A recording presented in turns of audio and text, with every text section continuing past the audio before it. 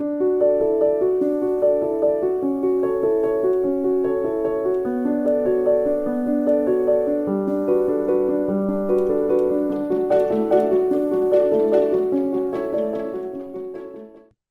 안녕하세요. 법무법인 연애 권호승 변호사입니다. 제 말이 지금 잘 들리실까요?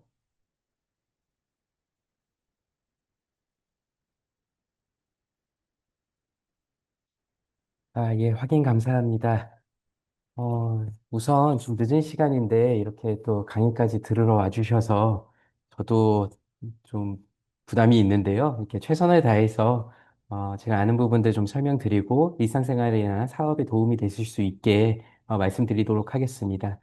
오늘 제가 강의 드릴 주제는 미수금 회수 및 채권관리 실무인데요. 제가 실은 작년에도 이 농수산대 강의를 했었습니다. 그때에는 이제 상속과 관련된 그 강의를 했었는데요. 사실 이제 법조계에 있는 분들을 기준으로 본다면은 좀 기초적인 내용이 텐데, 그럼에도 좀 많이들 어려워하시더라고요. 이거 용어 자체가 익숙하지 않다 보니까.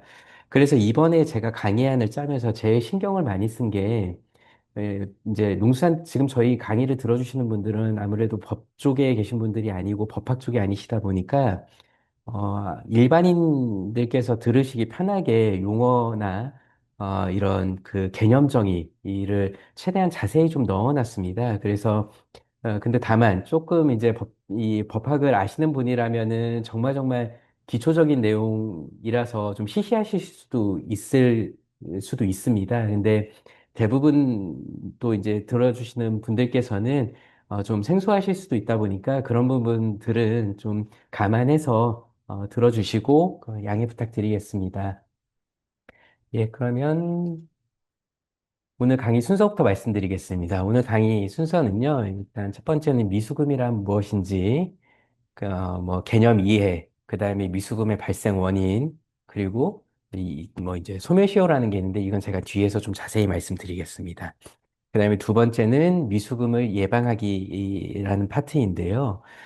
사실 이 강의의 어떤 핵심은 결국에 뒤에 보이는 법적 조치가 핵심일 수밖에 없긴 합니다. 근데 이게 제가 변호사이지만은 사실 모든 케이스는 변호사를 만나기 전에 법적 조치를 하기 전에 미리 예방할 수 있으면 그게 최선이거든요. 이게 법적 수단으로 가는 순간부터는 정신적이나 이 육체적이나 재정적이나 이런 부담들이 상당해요. 그래서 최대한 그렇게까지 안 가게 미리 좀 예방할 수 있는 방법을 말씀드리려고 합니다. 그 다음에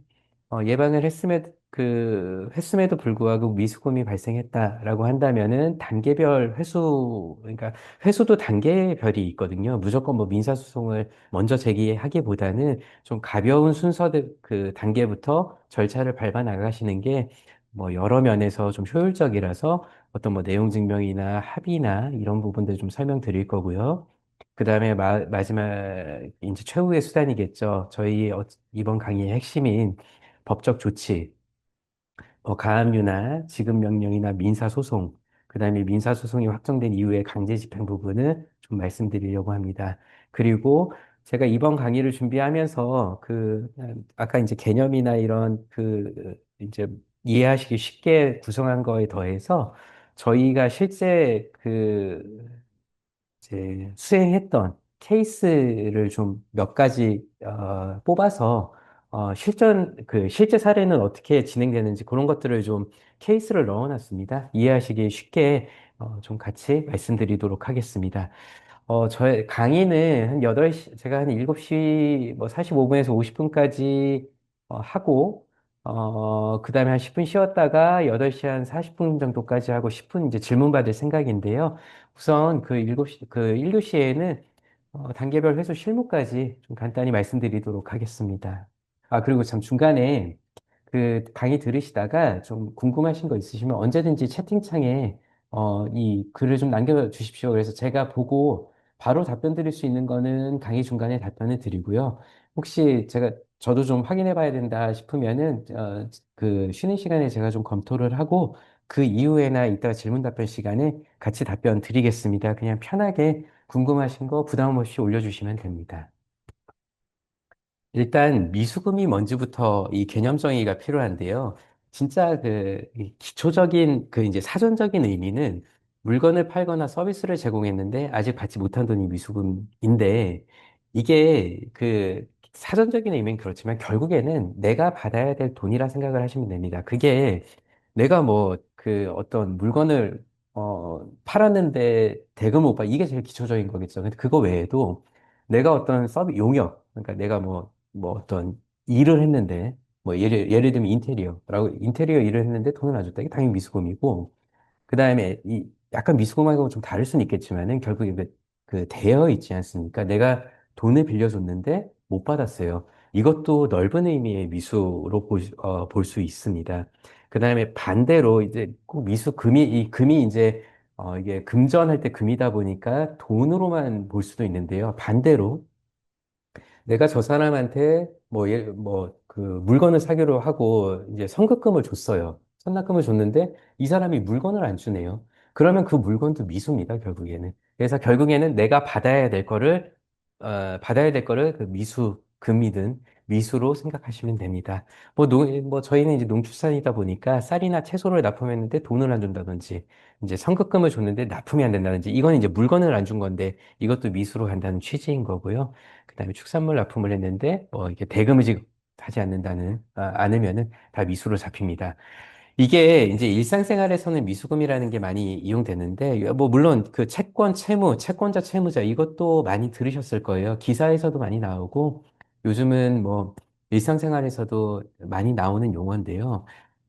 저 편하게 채권은 내가 받아야 될 돈입니다. 그 다음에 채무는 내가 줘야 될 돈입니다. 그래서 저희가 이번에 강의하면서 미수금은 그 같은 의미라 생각하시면 됩니다. 약간 물론 법으로 가면은 엄격히 따지면 좀 다른데요. 저희가 이번 그 강의하는 목적은 이제 일상생활에서 가볍게 우선 이해하시는 용도로 제가 강의를 드리고 있으니까요. 편하게 그렇게 생각해 주셔도 충분합니다. 그 다음에 채권자는 돈 받을 사람. 그러니까 이제 내가 저 사람한테 물건 대금을 받아야 되는데 내가 못 받고 있다. 그럼 제가 채권자가 되겠죠. 그 다음에 상대방은 돈을 줘야 되는데 저한테 돈을 안 주고 있어요. 그러면 그 상대방이 채무자가 됩니다. 네, 기초적인 용어들 먼저 좀 설명드리고 다음으로 넘어가겠습니다. 일단 미수금이 이게 생각보다 자주 발생해요. 이 사업을 물론 지금 강의 들으시는 분 중에 사업을 직접 진행하시는 분들도 계실 텐데요. 저희가 뭐 친구들 간이든 아니면 그냥 일상생활에서 뭐 당근이나 이랬을 때 당연히 돈을 줘야 물건을 받지 않습니까? 이러면 미수가 생길 일이 없죠. 근데 사업을 하다 보면요. 특히 물건을 공급하거나 무슨 뭐 서비스, 용역을 제공할 때 기본적으로 돈이 그 현장에서 바로 왔다 갔다 하는 경우는 오히려 거의 없습니다. 계약서를 보더라도 뭐 예를 들면 이 물건이 공급된 후 15일 이내, 뭐 30일 이내 이런 식으로 그 계약이 체결돼요. 그래서 일단 약간 이거 미수로 깔고 간다 그러거든요. 이런 게 오히려 대부분입니다. 그래서 우선 미수가 발생한 상황 보면 외상거래, 제가 지금 말씀드린 거, 물건을 먼저 주고 나중에 돈을 받기로 한 경우, 이런 거고요. 그 다음에 두 번째는 선급금 미정산. 이건 아까 물건을 못 받았을 때, 역방향 미수금의 개념으로 생각해 주시면 될 거고요. 그 다음에 뭐 이것도 많이 있겠죠. 내가 물건을 다 공급했는데, 부도가 났다던가, 혹은 파산을 했다던가, 이러면 당연히 그 물건들은 못 받게 되니까 미수가 잡힐 수밖에 없고요. 참고로 그 미수 금액 중에 제일 큰 피해를 보는 건 이 부도입니다. 파산. 이것들은 단순히 외상거래에서 돈을 한두 번 안 주면은, 이 기업 위험하다. 그러면서 내가 거래를 끊을 수가 있어요. 뭐 내가 거래를 해도 이 물건을 줘봤자 이후에도 돈을 안 줄 위험이 있으면 사실 바보가 아닌 이상은 계속 공급 안 하겠죠. 그러면은 피해가 발생하더라도 어느 정도 선에서 막을 수 있는데, 이 밑에 거래처 부도, 이거 파산 같은 경우에는 이미 거래가 다 끝나서 내가 다 공급을 한 경우가 많습니다. 이랬을 때에는 그 미수금도 상당히 쌓이게 되거든요. 그래서 이게 피해가 제일 큰 케이스고요. 그 다음에 이제 마지막으로 대금 분쟁이 있는데요. 이게 상대방이 돈이 없어서 못 준다 아니라 이게 오만 가지 시비를 거는 경우가 있어요. 내가 물건을 줬는데, 이거, 여기 지금 나와 있는 대로 품질이 이상하지 않냐. 그러면서 시비를 걸면서 돈을 안 주는 경우도 있습니다. 이 제일 까다로운 게 이 소송으로 가면 이 품질 문제는 이렇게 시비 걸고 안 주는 것들이 조금 까다롭습니다. 차라리 돈이 없다. 이러면 그냥 깔끔해요. 내가 돈 받아야 될 게 있다라고 주장을 하는데 제가 돈이 없다. 그럼 뭐 더 할 게 없거든요. 그냥 판결은 돈을 지급해라. 이렇게 판결이 날 건데 이 품질 문제로 시비를 거는 경우에는 나는, 아니, 내가 공급한 거는 다 전혀 문제 없는 그 물건들이다. 이렇게 얘기를 했을 때 상대방이 아니다. 이거 전부 다 하자가 있다. 이러면은 사실 판사님 입장에서는 이게 그 원고 피고 얘기만 듣고 판단을 할 수는 없거든요.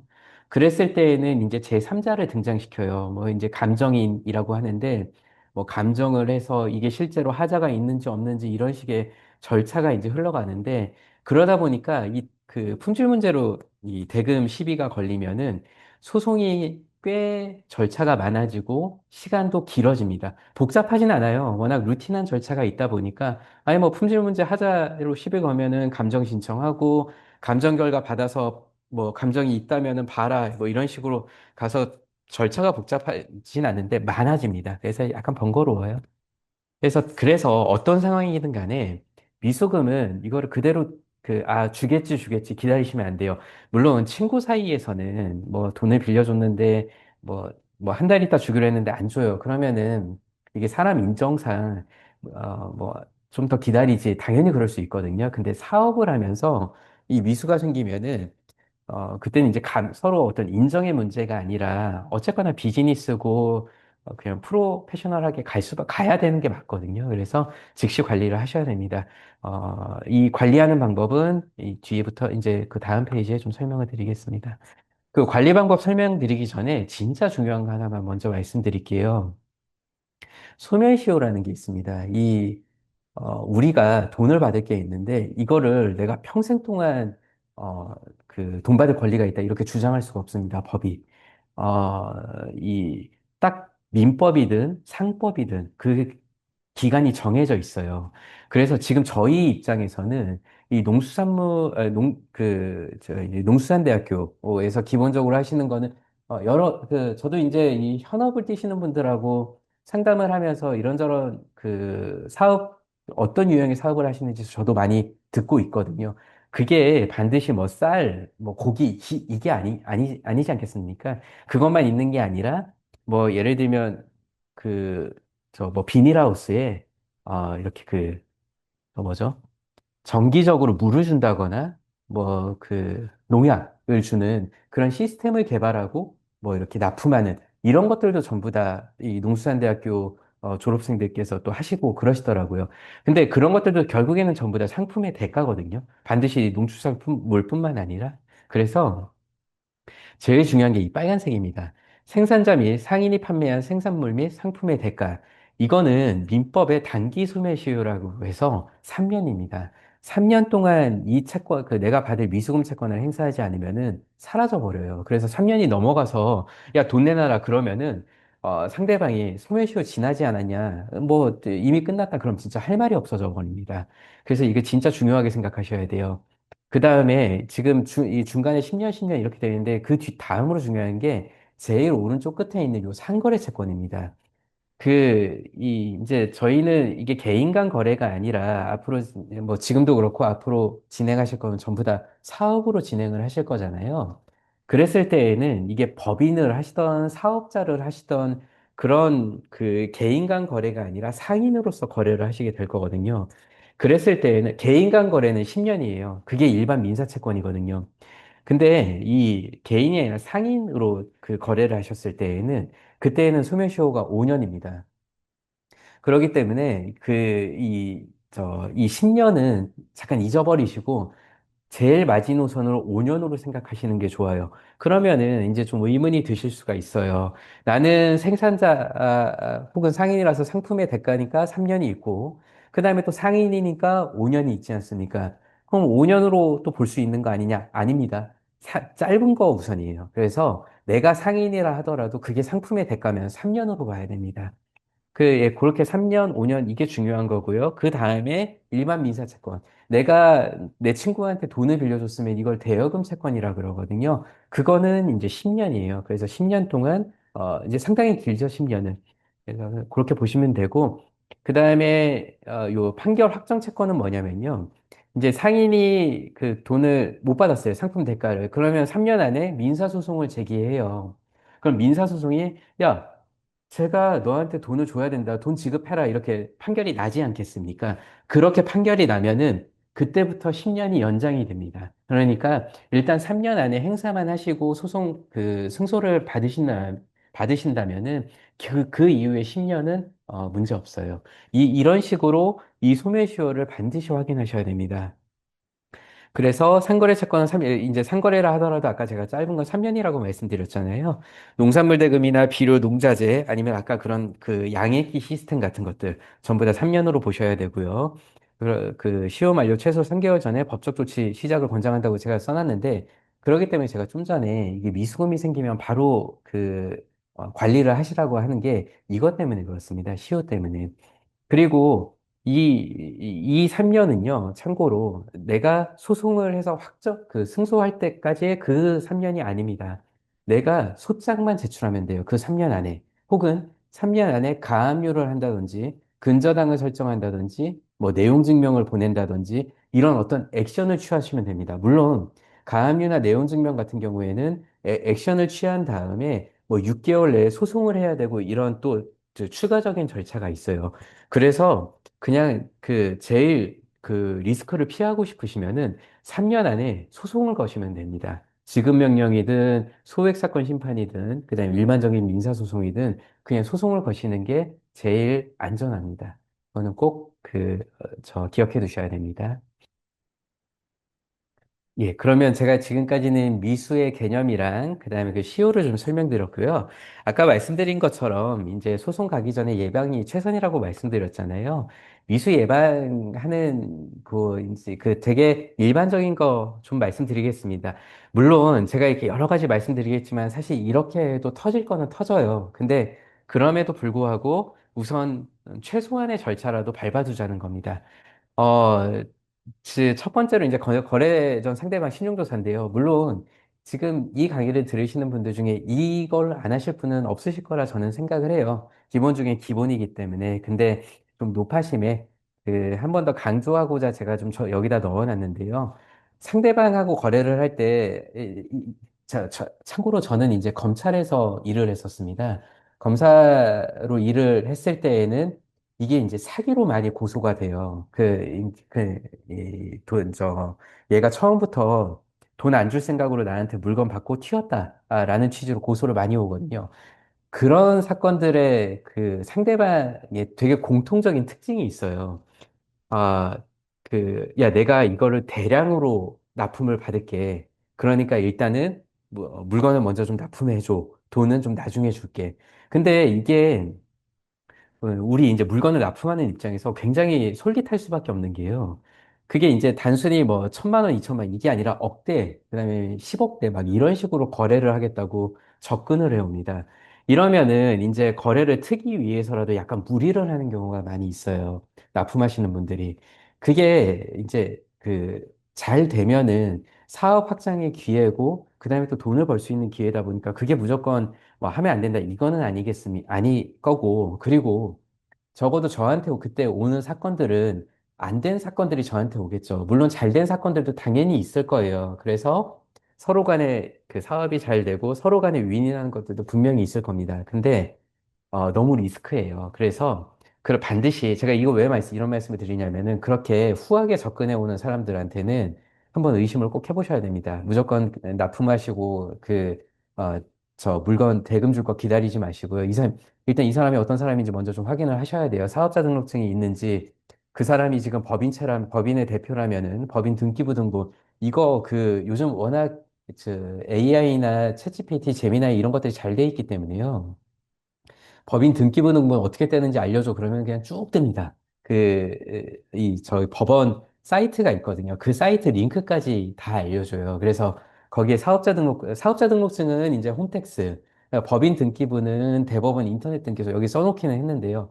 여기에 그 번호만 치면은 사업자 등록증이나 법인 등기부가 쫙 뜹니다. 반드시 확인해 보세요. 그래서 물론 지금 이 등록증이나 등기부를 보더라도 거기에 무슨 재산 내역이 있거나 그런 건 당연히 아닙니다. 아닌데 적어도 얘가 자기가 대표라고 했으면은 실제로 그 대표로 등기가 되어 있는지 이런 것들은 확인할 수 있거든요. 혹은 사업자로 그 사람이 되어 있는지. 만약에 그조차 제대로 안 돼 있다면은 그거는 뭔가 이상하죠. 근데 너 지금 대표나 사업자라고 얘기해 놓고 막상 서류에는 이런 것조차 없는데 이거 뭐냐 이러면은 걔도 이제 약간 뜨끔하거든요. 그래서 반드시 이런 거 확인해 보셔야 되고요. 부동산 등기부등본 같은 경우에는 제가 여기 써놓긴 했지만 이거 솔직히 쉽지는 않아요. 지금 우리나라 현행법상 그 사람 개인의 이름이나 요것만 갖고 그 사람 소유의 부동산을 알 수 있는 방법은 없습니다. 그거는 당연히 그럴 수밖에 없겠죠. 뭐 개인정보까지는 아니더라도 반대로 내가 무슨 그 부동산을 갖고 있는지 나도 모르게 내 재산을 조회할 수 있다라고 한다면은 그건 좀 아니잖아요. 그래서 이 부동산 등기부등본은 나하고 거래하려고 하는 사람의 주소나 이런 걸 알아야만 뗄 수는 있습니다. 근데 이제 보통 이걸 어떤 식으로 보냐면은 아까 그 법인 등기부 등본을 떼면은 저 소재지가 있어요. 법인의 소재지. 그러면은 거기에 주소가 나오거든요. 그런 걸 한번 쳐보는 게 방법입니다. 거기가 어떤 원룸으로 되어 있는 사기꾼들은 원룸으로도 많이 합니다. 그래서 뭐 번듯한 사업차라고 하는데 본사 주소는 무슨 원룸 하나라고 한다면은 뭔가 이상하죠. 그럴 때 이 부동산 등기부 등본 떼보면은 좀 유용합니다. 그다음에 마찬가지로 홈택스를 보면은 사업자 상태가 나옵니다. 휴업인지 폐업인지.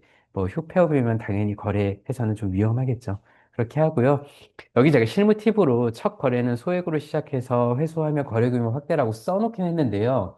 이게 절대 정답은 아닙니다. 뭐 많이 아시겠지만은 사기칠 애들은 이런 식으로도 사기 많이 쳐요. 처음에는 진짜 잘 갚아요. 그 소액 거래는 이렇게 뭐 오히려 대금 결제일 전에 막 지급하고 해놨다가 나중에 거래가 커지면은 날라버리고 그러거든요. 그래서 이거는 그냥 참고만 하십시오. 참고만 하시고 소액 거래 하시면서 이 사람이 믿을 만한지 뭐 어떤 거래가 아니더라도 이게 뭐 어떤 거래를 하다 보면은 인적 교류도 있고 뭐 이제 교류가 있지 않겠습니까? 그러면서 판단을 해볼 수밖에 없습니다.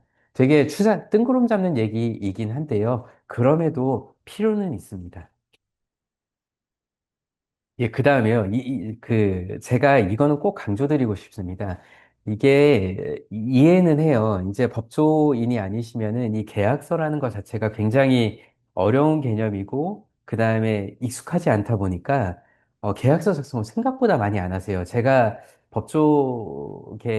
지금 변호사를 한 지가 거의 한 15년 가까이 돼 가는데요. 어, 사실 저야 뭐 이제 어떤 사업을 하는 건 아니다 보니까 처음에 이제 사업 실무를 잘 알지 못해서 당연히 다 계약서가 있을 거 생각하고 상담을 했는데요. 이게 안 그렇더라고요.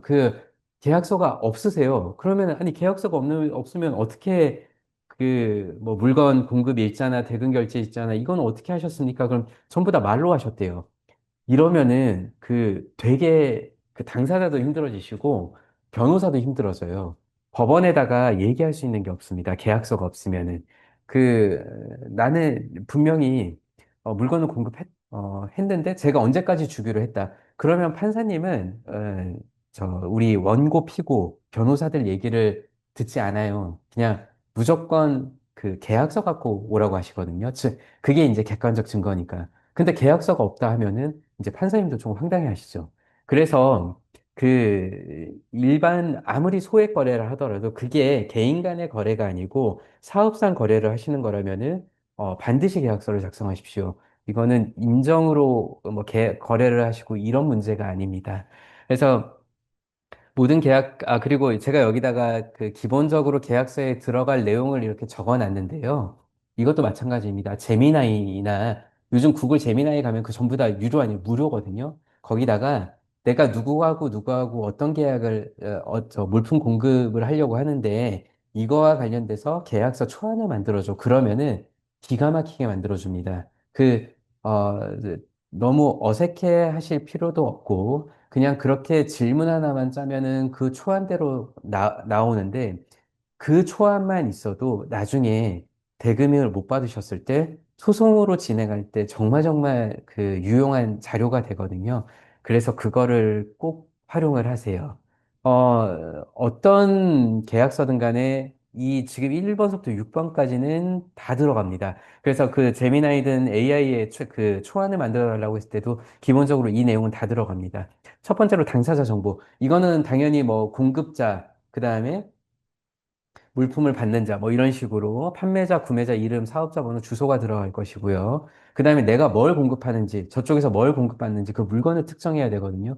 당연히 그 물건은 어떤 물건인지 뿐만 아니라 그 수량, 몇 개인지, 그 다음에 그 한 개의 단가가 얼마인지, 그렇다면은 그 총액이 얼마인지, 이거를 다 기재를 하셔야 됩니다. 그 다음에 납품 조건. 납품 조건은 뭐냐면은 여기 나와 있는 것처럼 납품 일자. 언제 뭐 1차분 몇 개를 공급하고 2차분 몇 개를 공급하고 이런 식으로. 그 다음에 장소. 내가 이걸 어디에 갖다 줄지 혹은 네가 여기에 와서 이거를 받아갈지. 이런 그 장소를 정하시면 되고요. 마지막으로 검수 방법인데요. 아까 그 품질 문제로 막 시비 걸리는 경우가 있다고 말씀드렸잖아요. 그래서 그 서명을 보통 받아요. 일반적으로는 그 납품을 하면은 이 수량이 맞는지에 대해서 서명을 받고요. 그다음에 검수 확인서라고 있습니다. 그 특별한 거 아니에요. 뭐 물건 공급받고 공급받은 거에 문제가 없다. 이거 서로 서명을 하는 거거든요. 그래서 그런 방법을 같이 해놓으면은 나중에 이제 딴소리 못 하겠죠. 하자가 있었다. 이렇게 얘기를 하더라도 뭔 소리 하냐. 그때 너 서명하지 않았냐. 그러면은 판사님은 당연히 그 서류, 검수에 사인한 그거를 우선적으로 보시게 됩니다. 그 다음에 제일 중요한 거겠죠? 대금 지급 조건. 그 다음 계약금은 얼마를 주고, 뭐, 중도금은 얼마를 주고, 잔금은 얼마 주고, 이렇게 정하든지, 혹은 뭐, 물품을 공급한지, 뭐, 15일 내로 지급한다든지, 이런 식으로 지급 기한을 설정하고요. 지급 방법. 보통은 통상적으로는 계좌이체겠죠? 법인 계좌로 송금을 하든지. 뭐 요즘 이걸 뭐 현금으로 하는 경우는 거의 없고요. 그 다음에 그 어음도 이제는 거의 안 쓰는 것 같더라고요. 일반적으로는 계좌이체로 많이 하고 있습니다. 그 다음에 연체이자 뭐 기본적으로 들어가는 겁니다. 저희가 뭐 개인 간 거래는 아니죠. 그냥 그 대여금을 할 때에도 당연히 이자가 붙지 않습니까? 이 그 물품 대금도 당연히 이자가 붙고요. 기한 내 미지급 시 이자율, 뭐 이건 예입니다. 연 12%. 굉장히 높은 거예요. 이렇게는 보통은 잘 안 합니다. 참고로 민사 법정이율, 그러니까 민법에서 정해진 어, 법정이율이라 그래갖고요. 약정을 안 하더라도 딱 인정된 이자가 있어요. 그게 민사는 5%예요. 그다음에 상사 법정이율이라고 해서 상인 간 거래는 6%입니다. 그래서 그걸 그냥 참고로 알아두시면 되고요. 마지막은 분쟁 해결인데 이건 뭐 그 어떤 다툼, 결국에 소로 갔을 때에는 어디 법원을 뭐 재판적으로 한다 이런 건데요. 이건 뭐 크게 중요하진 않습니다. 네. 보통은 공급자, 이제 우리겠죠. 물품을 공급하는 쪽에서 공급하는 쪽의 주소지의 소재 그 관할 법원을 분쟁 해결 관할 법원으로 지정을 보통은 많이 합니다. 역시 초안을 보면은 이런 것들이 기본적으로 다 나와 있어요. 그래서 지금 이런 것들은 그냥 참고 삼아 가볍게 보시면 됩니다. 그 다음에 이 외상거래, 아까 그 이제 계약서 말고요.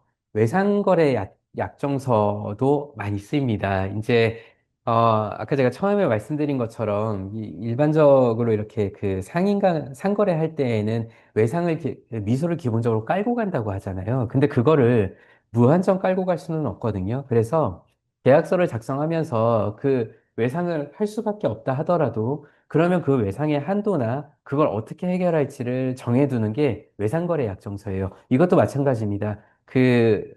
제미나이 돌리면은 기본적으로 다 초안 나옵니다. 다만 여기서도 참고 삼아 제가 몇 개지만 좀 말씀드릴게요. 거기에 들어가야 될 내용들은 일단 첫 번째 외상 한도액. 내가 무한정 이걸 외상으로 줄 수는 없잖아요. 왜냐하면 나도 물건을 뭐 공급하던 예를 들면 내가 농사를 지어야 되는데 내가 농사 지으려면은 비료값이라도 있어야 되지 않습니까? 근데 그런 걸 전부 다 내가 부담하고 일단 외상으로 줄 수 있는 건 당연히 아니거든요. 그래서 최대 허용 외상 금액을 명시를 하셔야 돼요. 1,000만 원까지만 외상 허용하고 한도 초과 시에는 납품 거절한다는 취지로 쓰시면 되고요. 그다음에 외상 기간은 당연히 명시하셔야겠죠. 납품일로부터 30일 이내 결제로 기한 지나면은 연체이자 발생하는 걸 꼭 넣어두셔야 됩니다. 안 그러면 만만디가 되기 때문에요. 그다음에 연체 이자율 아까 얘기한 대로 뭐 상사법정이 6% 혹은 연 12% 이런 취지로 하면 되고요. 그 다음에 이제 억 단위로 가면은 담보나 보증인을, 담보는 설정한다는 표현을 쓰고요. 보증인은 입보한다는 표현을 씁니다. 법상으로. 이 담보를 세우거나 보증인을 일단 세우는 게 안전해요. 이제 담보 같은 경우에는 대표적인 예가 부동산 근저당권이고요. 보증인은 연대보증인인데요. 근데 이게 물론 사업 현실에서는 사실 쉽지는 않아요. 상대방 입장에서는 이제 뭐 부동산이 없다거나 혹은 뭐 연대보증인을 세우는 것 자체를 부담스러워하기 때문에 거절하는 경우도 당연히 많이 있습니다. 근데 이거는 결국에 우리의 판단의 문제예요. 내가 담보나 보증인 없더라도 이 정도 외상 한도액은 용인하겠다라고 한다면은 이거 없어도 그냥 하면 되겠지만은요. 담보나 보증인 없이 만약에 내가 이거를 거래를 했다가 이게 만약에 대금이 안 들어온다. 그러면 내가 파산한다라고 한다면은 당연히 세워야 됩니다. 세워야 되는데 만약에 그 상대방 쪽에서 내가 이거 할 수 없다. 그러면 거래를 하시면 안 돼요. 원칙상으로는. 물론 사업을 하시다 보면서 다 케이스 바이 케이스고 각자의 사정이 있겠지만은 저는 법률가로서 말씀을 드린다면은 그건 너무너무 리스키합니다. 그래서 각자의 판단하에 하셔야겠지만은 너무 리스키하면 하시지 않는 게 맞습니다. 결국에 제가 하고 있는 사건들이 그런 것들을 감수했다가 사고가 터져서 이제 저희를 찾아오시는 케이스거든요. 안타까운 케이스들이 상당히 많이 있습니다. 그래서 좀 높아심을 말씀드리고요. 그 다음에 지금 만약에 아까 이제 외상한도액에서 한도 초과 시, 이제 외상기간, 기한이 지나면은 어떻게 할 건지, 연체이자 발생은 디폴트지만은 이후에 어떻게 할 수 있는지, 이 기한이 지나면은 이제 그 처리 절차를 명시하셔야 되거든요. 발생 즉시 전화 문자, 뭐 당연하겠죠. 돈 내놔라 해야 되는 거고. 그 다음에 7일 내 미납 시 내용증명인데 이건 예시입니다. 내용증명 관련해서는 제가 조금 이따가 다시 한번 좀 자세히 설명드리겠습니다. 그 다음에 마지막으로 너가 언제까지 저 대금을 안 준다든지 혹은 한 번은 밀렸는데 돈을 줬어요. 근데 요놈이 나중에 또 이 돈을 밀리네요. 그러면은 이게 신뢰도가 확 내려가잖아요. 이제 여기 이제 연속이라고 했으면 이건 뭐 쓰기 나름이니까 2회 연체 시라고 2회 연체 시에는 뭐 계약을 해지하겠다. 이런 식으로 조건을 명시해 놓으면은 나중에 해지하는 게 훨씬 편합니다. 참고로 해제가 있고요. 해지가 있습니다. 해제는 이건 그냥 진짜 가볍게 들으시면 됩니다. 어떤 계약을 체결했어요. 내가 쟤하고 뭐 물품 공급 계약을 체결했는데 뭐가 있을까요? 걔가 뭐 나를 뭐 예를 들면은 대리권이 없어요. 얘가 대리인으로 나하고 계약을 체결했는데 대리권이 없다든지 이러면은 뭐 해제할 수 있는 해제할 수 있거든요. 해제는 계약을 아예 무효화시키는 겁니다. 근데 해지는 지금까지 했던 계약은 유효해요. 근데 그 이후부터 해지한 순간부터 계약을 아예 파기하는 거거든요. 그 차이가 있습니다. 우리가 휴대폰을 사용했을 때, 휴대폰을 그만 쓰고 싶다고 했을 때, 통신사에다가 계약 해지 요청을 하지 않습니까? 그때 해제라는 표현을 쓰지 않고 해지라는 표현을 쓰는 게, 해제는 여태까지 쓰는 모든 걸 무효로 하는 건데, 그게 아니잖아요. 내가 여태까지 핸드폰을 쓰긴 썼으니까. 지금부터 내가 네 통신사를 안 쓰겠다라고 하니까 그래서 해지거든요. 이 마찬가지예요. 여기도 해지라는 표현이 쓴 거는 여태까지 물품 공급 계약 자체는 돈을 받고 물품 주고 했으니까 유효한데, 자, 이제부터는 이 계약 없는 걸로 하겠다라고 했기 때문에 계약 해지라는 표현을 쓴 겁니다. 우리가 일반적으로 해제나 해지는 내가 마음만 먹으면 할 수 있지 이렇게 생각 많이 하거든요. 근데 절대 안 그래요. 해제를 하고 싶던지 해지를 하고 싶던지 해지할 수 있는 사유가 있어야 됩니다. 내가 하고 싶다고 해서 할 수 있는 게 아니에요. 그 사유를 만들어 놓은 게 이 조건이에요. 그래서 이 조건이 있어야만 계약을 해지할 수 있어요. 그래서 이 해지 조건은 최대한 이렇게 우리한테 유리하게 디테일하게 적어 놓으면은 나중에 도움이 많이 됩니다. 그렇게 보시면 될 것 같고요. 예, 이제 근저당이랑 보증인, 아까 제가 이제 잠깐 설명은 드렸는데, 이게 워낙 중요한 거라서 좀 제가 따로 슬라이드를 만들어서 좀 설명을 드리려고 하는데요. 우리 일반 상거래상 근저당은 생각보다 많이 잡힙니다. 사업하는 사람이 부동산을 이제 갖고 있으면요. 거기에 근저당 하나 없는 케이스는 오히려 드물어요. 대부분 사업을 하면서 이걸 현금화해야 되기 때문에 거기다 전부 다 담보를 설정하는데 그 담보가 근저당입니다. 그래서 거래처 부동산에 내 채권을 담보로 등록하는 걸 근저당이라고 하는데요. 이게 거래처가 돈을 안 갚으면은 당연히 그 근저당을 근거로 그 부동산, 예를 들면 이제 법인이라면은 그 법인 공장이든 어떤 건물, 그거를 이제 경매로 팔아서 경매 신청해서 이제 돈을 환가라고 하거든요. 그 판 돈을 내가 이제 물품 대금으로 충당을 할 수 있는 그 제도인데요. 이 근저당을 설정해 놓으면은 이게 순위 보전 효력이 있습니다. 부동산 등기부를 보면은 한 번이라도 보신 분은 거기에 각부가 편하게 들으시면 됩니다. 각구가 있고 을구가 있어요. 각구는 소유권 등을 이제 표시하는 그 카테고리고요. 을구는 근저당을 표시해 두는 카테고리인데 이 채무자들은 근저당을 한 명한테 하나만 설정해 두지 않습니다. 내가 A한테 돈을 빌리면은 A한테 근저당을 설정해 주고 B한테 그 돈을 빌리거나 물품 거래대금을 줘야 될 거면 B한테도 설정해줘요. 근데 그러면은 이거를 순위를 결정해요. A가 만약에 근저당을 먼저 설정했으면은 순위가 A가 그 선순위가 됩니다. 그래서 나중에 부동산을 팔았을 때 그 판 대금에서 A가 먼저 다 가져갈 수 있어요. 그래서 이 순위도 굉장히 중요한데요. 어쨌거나 그 근저당이 그렇게 A, B 이렇게 등기가 된다고 하거든요. 그 등기가 돼버리면은 이 거래처가 재산 빼돌리는 게 불가능해요. 그 부동산을 다른 애한테 팔았다 하더라도 그 근저당은 따라갑니다. 그래서 소유자가 바뀌었다 하더라도 내가 설정한 근저당으로 그 부동산에 경매를 신청할 수 있어요. 그래서 이게 제일 안전해요. 근저당. 이게 법률거래소의 조언은 모든 거래를 하실 때 근저당을 설정해 두는 게 제일 안전하다고는 말씀은 드리는데 현실적으로 쉽지 않은 것도 잘 알고 있습니다. 근데 너무 아까 말씀드린 것처럼 금액이 크다면은 이거는 반드시 설정해 두셔야 돼요. 그리고 그리고 당연하지만 이 설정할 때에는 상대방이 그래, 내가 근저당 설정해 줄게. 동의가 있어야 돼요. 동의 없이 근저당 설정해 주는 경우는 없습니다. 뭐, 비용이야. 크게 얼마 안 들어요.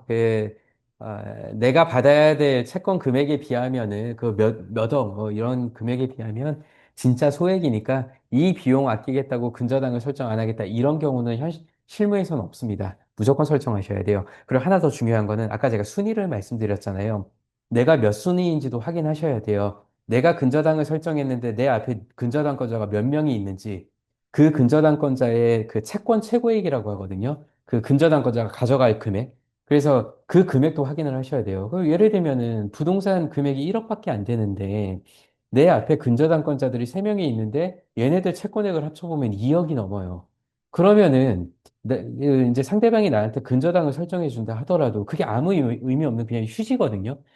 A, B, C가 전부 다 이제 그 경매 신청을 해서 돈을 받아가야 되는데 부동산 대금이 1억이고 걔네들이 받아가야 될 대금이 2억이면은 아무 의미가 없잖아요. 부동산 대금 걔네들한테 다 가고 내가 받을 돈이 없으니까. 그래서 근저당 설정할 때에는 이게 당연히 법무사님께서 다 알아서 이제 봐주시는데 앞에 근저당권자들이 누가 있는지 그 금액이 얼마 있는지 이런 거 다 확인하셔야 됩니다. 그래서 실질적으로 내가 이 근저당권 설정했을 때 이 부동산에서 받을 수 있는 돈이 있는지 확인을 하셔야 돼요. 근저당은 그렇고요. 보증인 관련해서는 보증은 일반 보증이 있고 연대 보증이 있습니다. 근데 실무에서는요, 일반 보증은 안 써요. 그냥 연대 보증만 아시면 돼요. 참고로 일반 보증하고 연대 보증하고 차이만 간단히 설명드리면요. 일반 보증은 일단 이거 주채무자라고 하거든요. 나하고 거래한 상대방.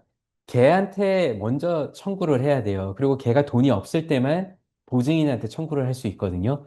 그래서 이거 안 써요. 그냥 무조건 연대 보증을 하는 이유가 거래 상대방이던 연대 보증이 되든 채권자, 우리가 마음대로 선택을 할 수 있어요.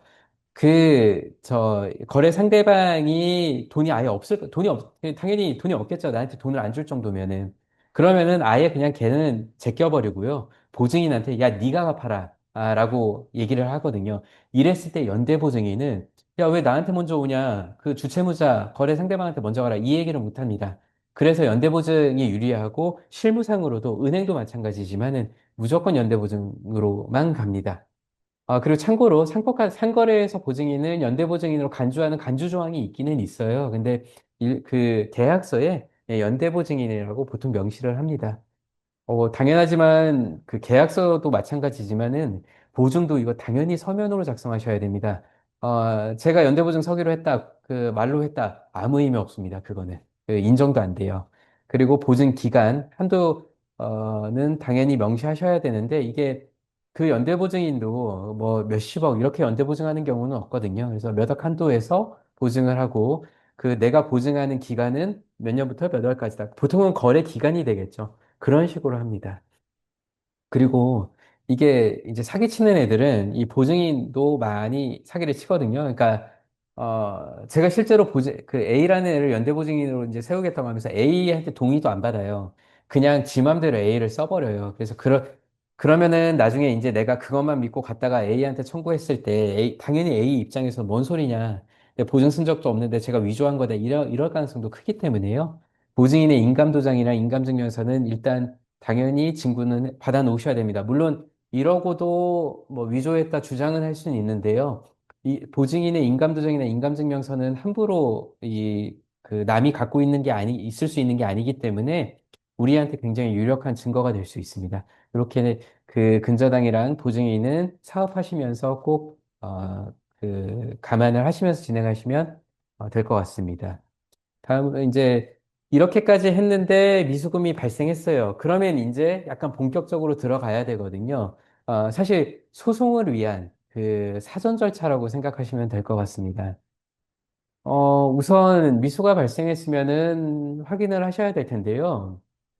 제가 이게 다음 슬라이드에 넣어놨는데, 물론 사업하시는 분들 다, 당연히 하실 겁니다. 엑셀이든 요즘은 워낙 이 프로그램도 잘 나와 있는데, 이게 거래처가 많다 보면은, 내가 돈을 언제 받아야 될지 이런 것도 헷갈려요. 걔한테 얼마를 받아야 될지. 그래서 그거를 다 당연히 해 놓으셔야 됩니다. 근데 이거 가끔, 그거 안 해놓는 사람도 있나? 이렇게 생각하실 텐데요. 안 해놓는 사람들이 계세요. 저한테 상담을 받으러 오시는 분들 중에 자, 그러면 누구한테 얼마를 받아야 될지 저한테 좀 자료를 주십시오. 그러면은 없는데요, 그러세요. 그렇지. 그러면 사실 저도 되게 황당해지거든요. 아니, 근데 그러면은 그거를 어떻게 그 돈을 달라고 쪼으는지 이런 거를 물어보면은 다 자기 기억 속에 있대요.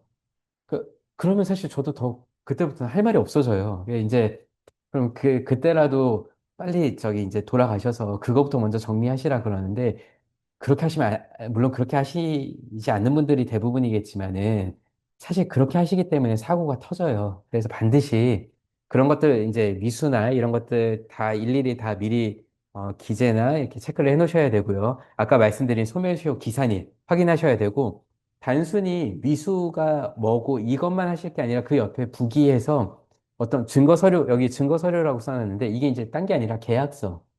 그다음에 물품을 공급하면은 세금 계산서들이 발행될 거거든요. 그 공급하는 자 쪽에서 그런 세금 계산서 혹은 돈을 일부 받은 게 있다면은 입출금 내역서 이런 것들을 정리를 해두셔야 돼요. 건건히 정리를 해두셔야 이게 나중에 관리가 됩니다. 요즘 이런 프로그램들은 워낙 많아요. 그래서 거기에 입력만 하시면 됩니다. 그 다음에 이제 기한이 지났는데 안 줬다. 그럼 뭐 당연히 연락해야 되겠죠. 그래서 전화, 문자, 카톡 이런 건데, 이제 내용 증명도 많이 발송합니다. 그래서 이런 식으로 돈 갚아라. 라는 취지로 하시면 되고요. 이제 상대방이, 이제 약간 갈립니다, 이때. 깔끔하게, 그래, 미안하다. 내가 못 준 거 맞다. 근데 조금 그 여유를 줘라. 이렇게 얘기하는 사람들이 있고, 이제, 아예 돈이 없다. 배째라. 혹은, 이제, 네가 공급한 물건에 하자가 있다. 이런 식으로 가는 두 부류의 케이스가 있습니다. 근데 여기 3번 같은 경우에는 전자. 내가 돈이 없는데 갚을 거다. 조금만 여유를 줘라라고 하는 경우에 이제 쓰이는 건데요. 이걸 분할 상환이라고 해요. 이렇게 좀 나눠서 이제 갚는 거를 분할 상환이라고 하는데 이 합의를 하면은 기본적으로 또 해결되는 경우도 많이 있습니다. 그래서 합의서 수령 이제 서로 간에 합의서를 쓰면서 진행하면 되는데 이게 왜 의미가 있냐면요. 아까 그 소멸시효라고 제가 말씀드렸잖아요. 3년. 근데 이게 분할 상환 합의를 하게 되면은요. 상대방이 이거 내가 채무가 있다라는 걸 인정한 거거든요. 그러면 시효가 길어져요. 그 3년보다. 그렇기 때문에 그 의미상 이거를 하는 겁니다. 그걸 채무 승인이라 해요. 네, 그것 때문에 그런 의미가 있어서 말씀드리는 거고요. 그 다음에 요 뒤에는 이제 후자. 돈 없다, 배째라. 라거나, 그 다음에 하자가 있으니까 돈 못 주겠다. 이랬을 때는 어쩔 수 없이 이제 법으로 가야 되겠죠. 가압류, 지급명령, 민사소송 쪽으로 갈 것인데요. 요거는 제가, 2교시 때, 제일 자세히 말씀드릴 부분입니다. 그래서 아까 얘기한 미수금 발생 시 즉시 해야 할 네 가지, 이제 미수금 금액 파악, 계약서, 거래명세서, 세금 계산서, 증거서류 확보하고요. 상대방 주소, 연락처, 재산 현황 파악, 소매쇼 기산일 확인, 이런 것들 기본적으로 해주시면 됩니다. 그, 이, 저 이제, 이거는 제가 이거를 아까 소송 수행의 전 단계라고 말씀을 드렸잖아요. 이 소송 수행 전 단계에서 제일 중요한 건 다 필요 없고요. 증거입니다. 증거 확보를 해 두셔야 돼요. 생각보다 법정에서 증거가 없어서 패소하는 경우가 꽤 많이 있습니다. 제가 보더라도, 이분 진짜 억울하신데? 이렇게 생각을 하고 판사님 입장에서도, 저분은 분명히 저분 말이 맞는 것 같아요. 맞는 것 같은데, 그럼에도 그와 반대되는 어떤 서면 증거가 있으면은 결국에는 서면 증거로 갈 수밖에 없어요. 판사님이 1심에서 그 다른 걸 인정한다 하더라도 결국에 2심 아니면 3심에서 깨질 가능성이 너무 크거든요. 그래서 법원은 그 있던 서류와 관련된 증거로 많이 갑니다. 제가 지금 증거를 계속 서류만 말씀드리는데 뭐 서류뿐만 아니라 녹음, 뭐 카카오톡 이런 것도 전부 다 증거가 돼요. 그래서 자료를 남겨놓으셔야 돼요. 여기 제가 쓴 거는 그냥 예시인데요. 계약서나 약정서, 이제 아까 거래의 시작점이고요. 정말 이게 없으면은 모든 게 어려워집니다. 이 계약서나 약정서가 없으면은. 그리고 그 다음에 거래 명세서, 납품 확인서, 이 납품 확인서가 아까 그 검수 확인서 이런 것들 말씀드리는 거고요. 그 다음에 세금 계산서 영수증, 그 다음에 문자, 카카오톡. 문자, 카카오톡도 생각보다 굉장히 많이 쓰여요. 제가 한 7, 80% 이상 증거 자료로 이거를 냅니다. 어떤 뭐 그 꼭 법인 대표가 아니더라도 실무자들끼리도 이 카카오톡이나 문자로 오늘 뭐를 납품해 주세요. 얼마 드렸습니다. 얼마 드리겠습니다. 이런 것들이 굉장히 많이 나오거든요. 그래서 이런 내 문자들을 지우시면 안 돼요. 핸드폰을 바꾸시더라도 이런 내역들은 반드시 갖고 계셔야 됩니다. 사업을 유지하는 동안은. 그리고 입출금 내역, 뭐 기본 중에 기본이겠죠. 그 다음에 내용증명, 사본, 이런 것들을 증거로 좀 확인을 해 두셔야 됩니다. 사실 제가 지금 3부까지 하고 좀 쉬려고 했는데요. 말이 조금 길어졌네요. 3부 이제 내용 증명인데요. 내용 증명 이후서부터는 한 10분만 쉬었다가 진행하겠습니다. 제가 말이 좀 빨랐던지 혹은 좀 말이 어려웠다든지 있을 텐데요. 혹시 강의 들으시면서 좀 불편한 점 있으시면은 쉬는 시간에 채팅으로 남겨주시면은 2교시 할 때에는 제가 그 부분 좀 참고해서 좀 계속 진행하도록 하겠습니다. 1교시 고생하셨습니다. 쉬셨다가 8시에 뵙겠습니다.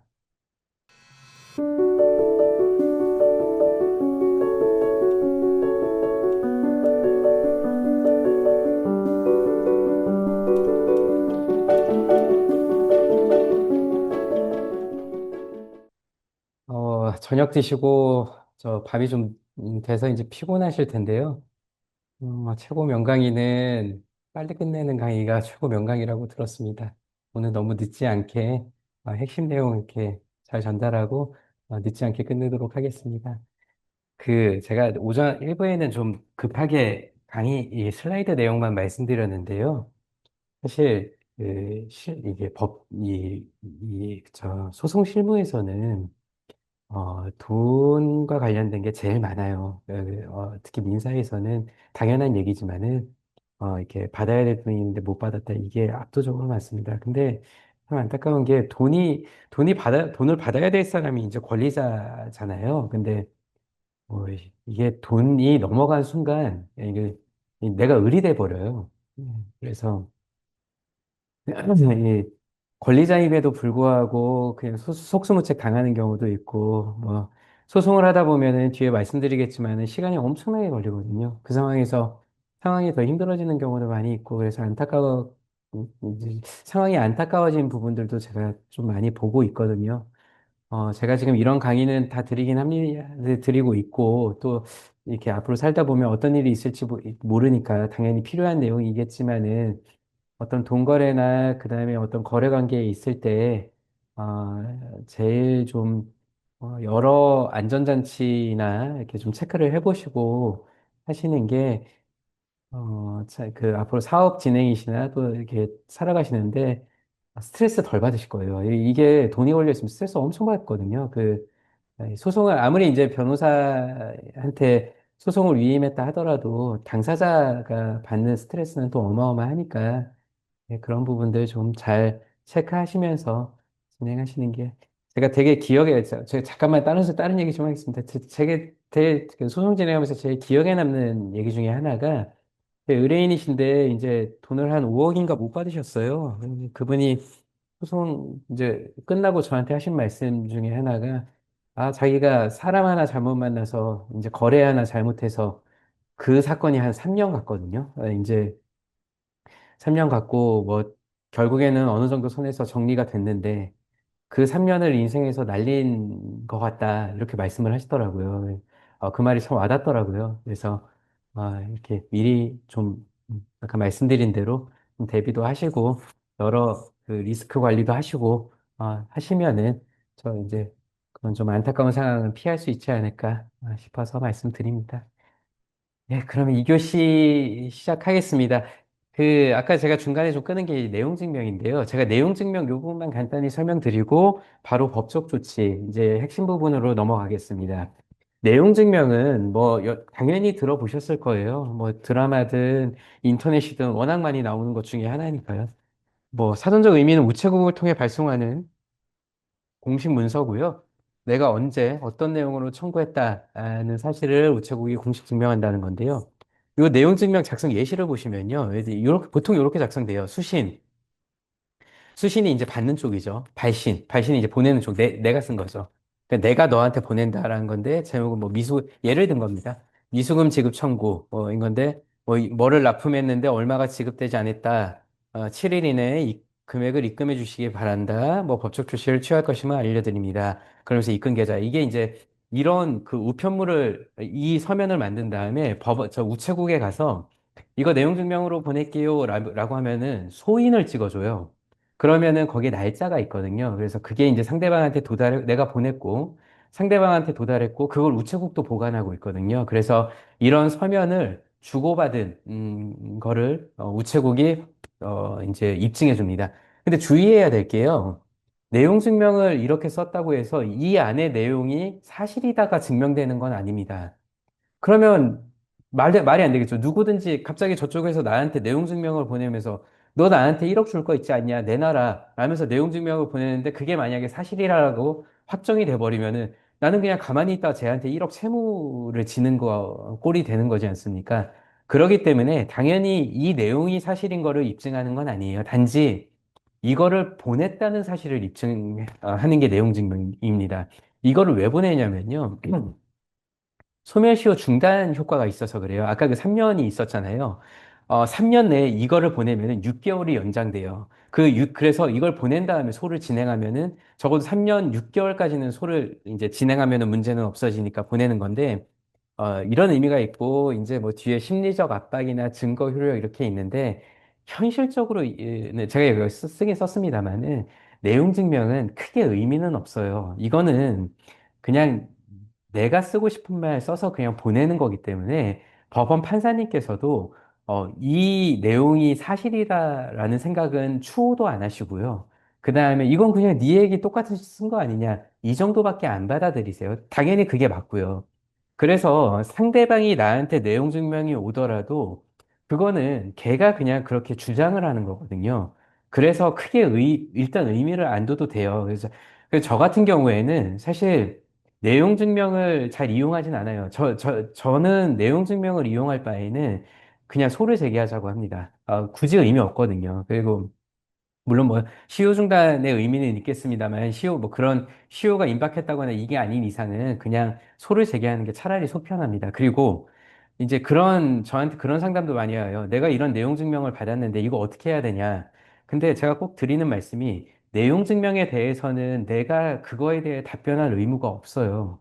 그렇기 때문에 뭐 내용 증명 보면 가끔 황당한 내용도 많습니다. 뭐 언제까지 답을 주지 않으면 어쩌고 저쩌고 하게 이거 다 쓸데없는 소리거든요. 답을 할 의무가 없기 때문에요. 어차피 내가 이걸 보내더라도 소송할 놈들은 합니다. 그럴 바에는 괜히 거기에 내가 이상한 답변 써서 책 잡히느니 차라리 안 보내는 게 나아요. 안 보내는 게 낫고 나중에 걔가 소송을 했을 때 뭐 이런저런 얘기가 있지 않겠습니까? 거기에 반박 서면을 내는 게 낫습니다. 저 같은 경우에 내용 증명 오면은 뭐 꼭 필요한 거 아니면은 답변하지 말라고 합니다. 어차피 소송 들어올 건데 그냥 그때 법원에다 답변을 하면 되지. 괜히 얘한테 답변해서 말꼬리 잡히지 말라고 조언은 드립니다. 물론 케이스 바이 케이스입니다. 그냥 참고만 하시면 됩니다. 예. 그 다음에 요건 아까 분할 상환 합의니까요. 제가 그냥 넘어가겠습니다. 옆에 상계는 지금 요 내용이랑은 조금 떨어져 있는 내용이라서 이 부분도 패스하겠습니다. 그리고 아까 미소금 관리대장 제가 자세히 설명드렸죠. 지금 제가 이건 진짜 예시고 좀 유치하게 써놓은 건데요. 요즘 아까 말씀드렸지만은 뭐 워낙 좋은 프로그램들이 많기 때문에요. 그걸로 정리하시면 됩니다. 예, 이제 오늘 강의 핵심입니다. 이 법적 조치인데요. 이제 뭐 민사 형사의 차이, 그다음에 가압류, 뭐 지급 명령 이렇게 제가 그 순서대로 말씀을 드리겠습니다. 이게 사실 저도 이제 시험 공부 하기 전에는 잘 몰랐어요. 민사하고 형사하고 뭐 차이가 뭔지, 그다음에 뭐 어떤 때 이걸 하는지 이런 구분을 못했고 전혀 익숙하지가 않다 보니까. 근데 이거는 그냥 상식선에서 알아두시면 도움이 됩니다. 민사는요, 개인 대 개인의 다툼입니다. 지금 제일 이제 일반적인 게 돈 받을 거겠죠. 야, 너 돈 줄 거 있을까? 내놔라. 그걸 법원에다가 청구를 하는 거예요. 그래서 개인과 개인 간의 싸움이 민사인 거고요. 형사는 범죄자와 검찰의 싸움이에요. 거기에 피해자는 형사소송법상은 들어가지 않아요. 제가 지금 이걸 너무 자세히 말씀드리면 오늘 주제하고 떨어지기 때문에 그냥 다 간단히만 말씀드리겠지만은 그러다 보니까 형사로 내가 사기 고소를 했어요. 그랬을 때 돈을 안 줬으니까 제가 사기꾼이라 사기 고소를 했어요. 근데 걔가 처벌을 받았어요. 인정이 돼서. 그런다고 해서 걔가 나한테 돈을 줘야 될 의무는 법상으로 그게 확정된 건 아닙니다. 걔가 저한테 돈을 줘야 될 의무가 법적으로 확정되기 위해서는 민사를 따로 걸어야 돼요. 그래서 민사하고 형사는 철저히 구분되어 있는 거를 일단 머릿속에 먼저 넣어 두셔야 됩니다. 표를 보면은요, 민사는 목적은 돈을 받아내는 게 목적이고, 형사는 상대방을 처벌하는 게 목적이에요. 그래서 주체는 아까 말씀드린 것처럼 내가 직접 소송을 제기하기 때문에 개인과 개인 간의 싸움이 됩니다. 근데 형사는 검사가 기소하는 거기 때문에 피의자, 피고인, 이제 범죄자를 얘기하는 건데요. 범죄자와 검사가 주체가 됩니다. 그걸 법원이 판단하는 거고요. 결과는 민사 같은 경우에는 내가 이겼어요. 그러면은 판결이 나오겠죠. 그 이긴 거를 집행권한이라 하는데 그걸 갖고 그 채무자 재산에다가 강제 집행을 할 수 있는 거고요. 형사 같은 경우에는 이거는 내가 이긴 개념이 아닙니다.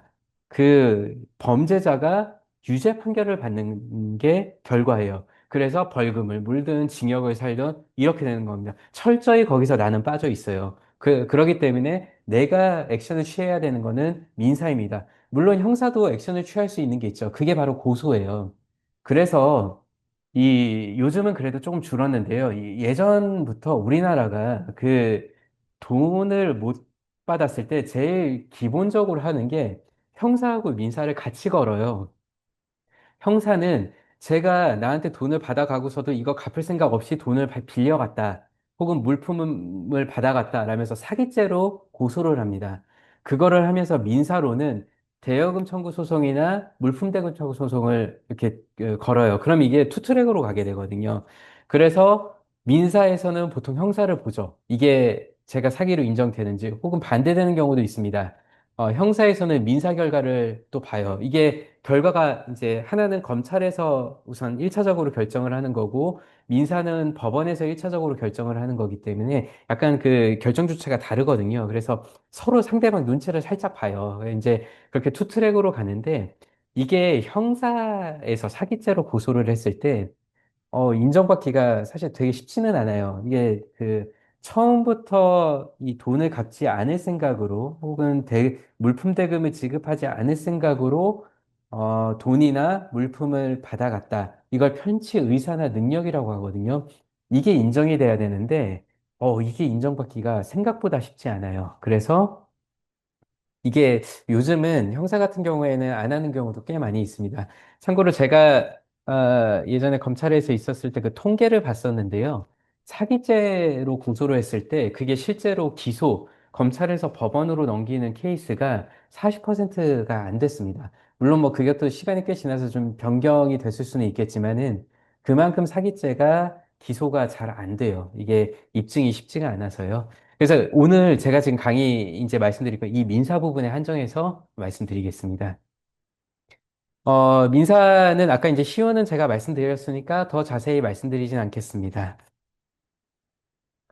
우선 민사에서는 이 절차를 이제 소멸시효는 아까 그렇게 3년, 5년 말씀을 드렸는데요. 이거를 멈추는 경우가 있어요. 내가 어떤 액션을 취했을 때에는 그 3년이 이제 중단돼요. 그래서 다시 리셋이 되거든요. 그러면 그 중단이 뭔지, 이걸 해놔야 3년이 안 지나잖아요. 그걸 좀 말씀드리려고 하는 건데요. 이건 민법에 규정되어 있습니다. 이걸 시효 중단 효과라고 하는데요. 중단 전 진행된 기간이 전부 소멸해서 중단 사유 종료된 후 새 시효가 처음부터 다시 시작된다는 건데 말이 좀 어렵습니다. 밑에 그냥 예를 들어서 말씀드릴게요. 일단 3년 내에 청구를 해요. 그 민사소송이든 지급명령이든 이랬을 때 소송 제기를 하면은요. 판결 확정 시까지 소멸시효가 진행되지 않아요. 그리고 지급명령을 신청을 하면은 지급명령 확정이 됐으면 아까 제가 확정 판결이 되면 10년이 연장된다고 했잖아요. 10년이 새로 시작되고 대신 내용 증명은 조심해야 돼요. 내용 증명을 발송했다고 해서 시효가 무한대로 늘어나지 않습니다. 단지 6개월이에요. 6개월 동안 정지가 되고 거기서 소송을 제기하셔야 돼요. 그래야 시효가 중단이 됩니다.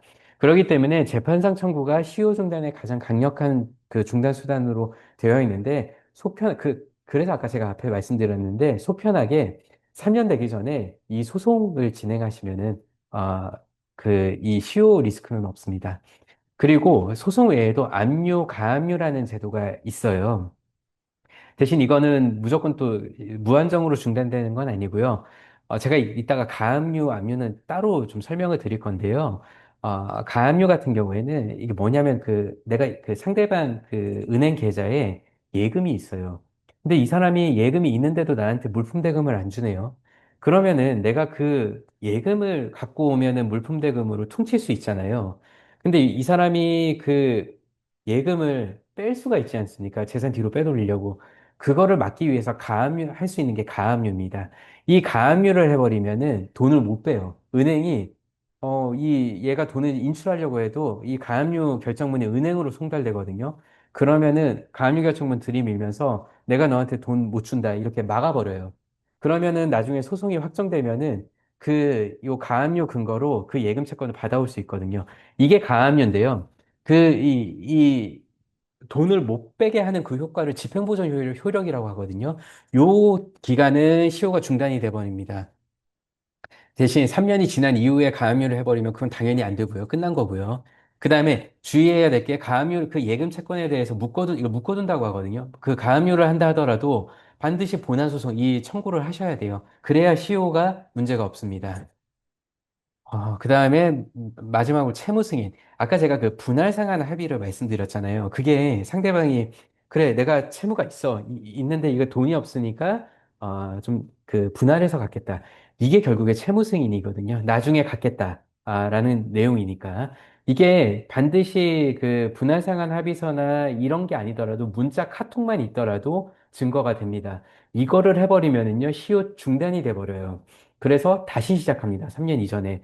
그래갖고, 제가 조언 드리는 것 중에 하나가, 일단 상대방을 찔러봐라라고 합니다. 너도 갚을 돈 있지 않냐? 왜 안 갚냐? 이랬을 때 상대방이, 그래, 그거 안다. 내가 갚겠다. 좀만 기다려 달라. 이런 문자라도 받아두라고 하거든요. 그게 왜 그러냐면 이 채무 승인 때문에 그래요. 시효도가 안 되게. 그리고, 그게 주된 효과긴 하지만은 하나 더. 나중에 혹시라도 채무를 부인하는 경우가 있거든요. 그 소송에 갔을 때, 나 그거 갚을 돈 없다. 라고 이렇게 하는 경우도 상당히 많이 있습니다. 그랬을 때 아까 그 문자, 갚겠다고 하지 않았냐?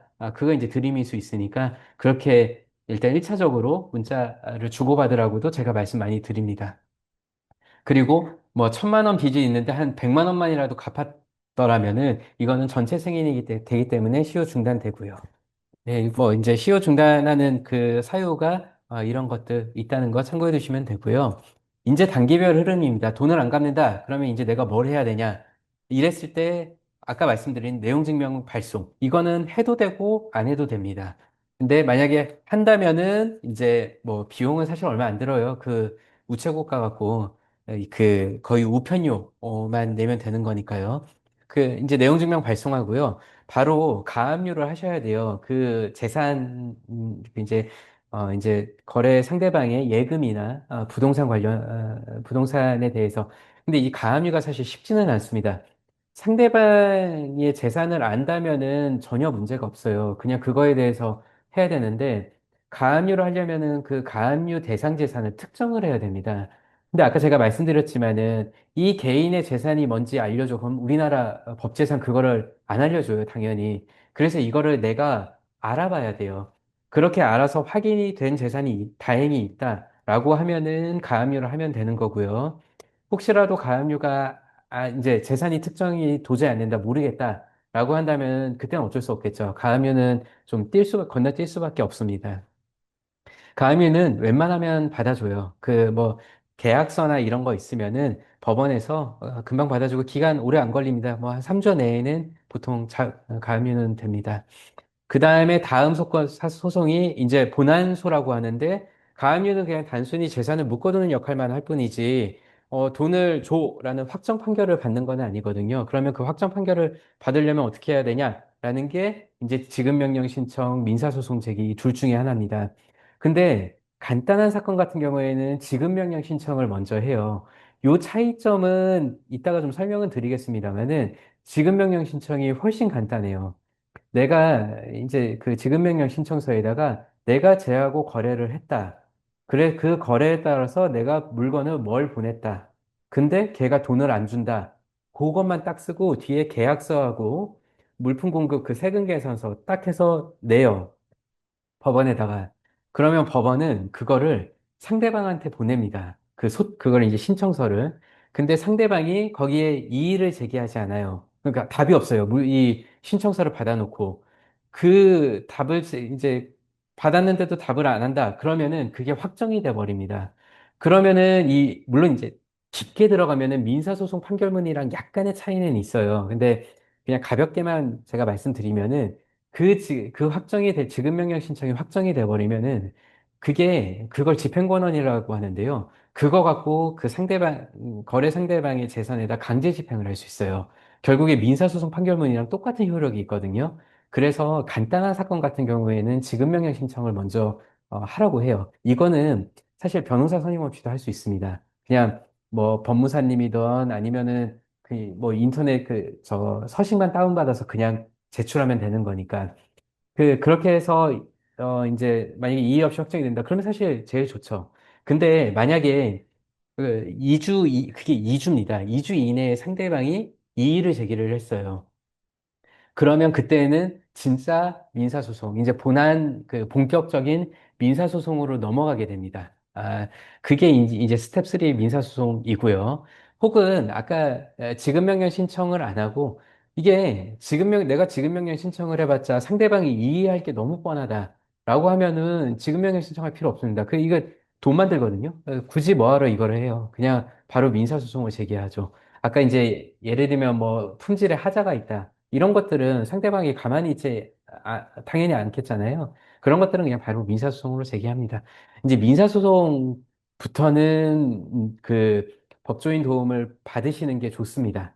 특히 금액이 크면은 웬만하면 개인으로 하시는 마세요. 상대방도 이제 예를 들면 변호인을 선임한다든지 그러면은 그거를 개인이 하시기에는 좀 쉽지 않고 민사소송에서 내가 말을 혹시 잘못해버리면은 이거는 재판상 자백이라는 제도가 있어요. 나한테 불리한 거를 얘기했을 때 이거를 백할 수가 없어요. 그래서 굉장히 위험하거든요. 그래서 법률 전문가 도움을 받으셔야 하는 거 저는 추천드립니다. 그렇게 해서 민사소송을 해서 내가 이겼어요. 그러면 똑같이 민사 판결문이 있지 않겠습니까? 그러면 아까 지급명령 그 판결 확정문하고 똑같이 그걸 집행권한으로 해서 강제 집행을 할 수 있습니다. 그 강제 집행이 상대방 재산에 대해서 실제 돈을 회수할 수 있는 인 건데, 아까 제가 요 가압류할 때에는 상대방 재산을 조회할 수 없다고 했잖아요. 얘 명의만 갖고는. 근데 우리나라 법이 요 민사소송 판결문이 있으면은 요 때부터는 그 상대방 재산을 조회할 수 있습니다. 확정 판결문이 있으면. 그걸 재산 명시 조회 절차라고 하거든요. 그러면은 우리나라 부동산 등기부는 법원이 관할을 하고 있어요. 그럼 법원에다가 제 명의의 그 부동산 다 알려줘. 그러면은 그거 쫙 뜹니다.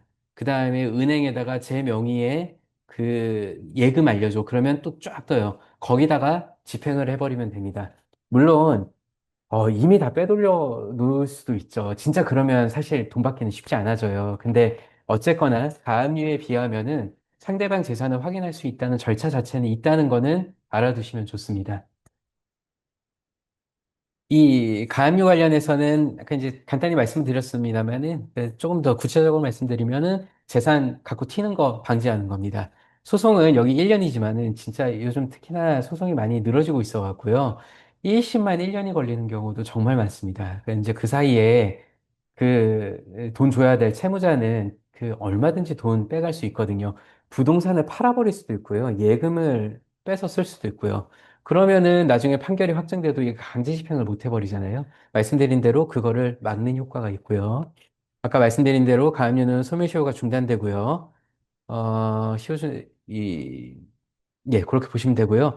그 다음에, 이 3년이 지난 뒤에 가면 아무 의미 없습니다. 그거는, 이 가압류 했다고 해서 시효가 다시 살아난다거나, 본안소송을 해서 돈을 받을 수 있다거나, 이런 거 전혀 없습니다. 그냥 끝난 겁니다. 그 다음에 아까 역시 가압류를 하게 되면은 반드시 지급명령 신청이든 그 민사소송이든 제기를 하셔야 되고요. 그게 없으면은 가압류 의미가 없어집니다. 참고로 이건 그냥 참고로 알아두시면 되는데요. 상대방 입장에서 이제 우리가 가압류를 당할 수도 있잖아요. 근데 지금 내 계좌에 뭐 몇천 몇억이 들어왔는데 상대방이 가압류해서 그걸 내가 못 뺏쓰고 있어요. 근데 제가 주장하는 게 물론 내가 거래대금 줄 게 있으면 줘야겠죠. 근데 거래대금 줘야 될 게 없는데도 이미 줬는데도 그 뻘소리 하는 애들 많거든요. 더 줘야 된다 이러면서 그러면서 내 그 거기다 가압류를 해버리면 내 재산을 묶여버리고 그러면 내가 황당해지잖아요. 이랬을 때는요. 내가 그 상대방에 대해서 재소명령 신청이라는 게 있습니다. 너 이거 가압류 걸었으니까 빨리 본안소송 제기해. 그래서 빨리 진행해. 라는 게 재소명령 신청이거든요. 이걸 재소명령 신청을 하게 되면 법원이, 상대방한테, 야, 너 가압류 했으니까 빨리 본안소송 제기해. 그게 기한을 줘요. 그 기한 내에 본안소송을 제기 안 하면은 요 가압류가 취소돼 버립니다. 그러면은, 이제 내 입장에서는 당연히 돈 뺏었으면 되고요. 예금에서. 지금 요 강의안 관련해서는 내가 재소명령을 받겠죠. 상대방 그 예금 계좌에 가압류가 걸렸으니까 상대방이 재소명령 신청을 하는 경우도 당연히 있거든요. 그럼 법원이 나한테 너 빨리 제소해. 이렇게 명령을 합니다. 그러면 내가 그 기간 내에 제소를 안 해버리면은 내가 설정해둔 가압류가 취소돼 버려요. 그러면은 시효중단 효력도 사라집니다. 그래서 요 가압류 후 반드시 본안소송을 해야 함. 이 얘기가 그것 때문에 나오는 겁니다. 그래서 그 재판상 청구 무조건 하셔야 돼요. 예, 가압류는 여러 가지가 있어요. 부동산 가압류, 예금 채권 가압류, 자동차 농기계 가압류, 매출 채권 가압류가 있는데요. 뭐 부동산 가압류는 개 부동산에 대해서 막아버리는 그 가압류를 하는 거고, 예금 채권은 아까 말씀드린 대로 그 은행에 예금을 하는 거고요. 그다음에 자동차 농기계, 이 자동차나 특히 이제 농기계 같은 경우 이게 몇 억 단위 하는 경우가 꽤 많거든요. 그래서 특히 농기계도 이게 등록 원부가 있어요. 그런 거를 근거로 가압류할 수 있습니다.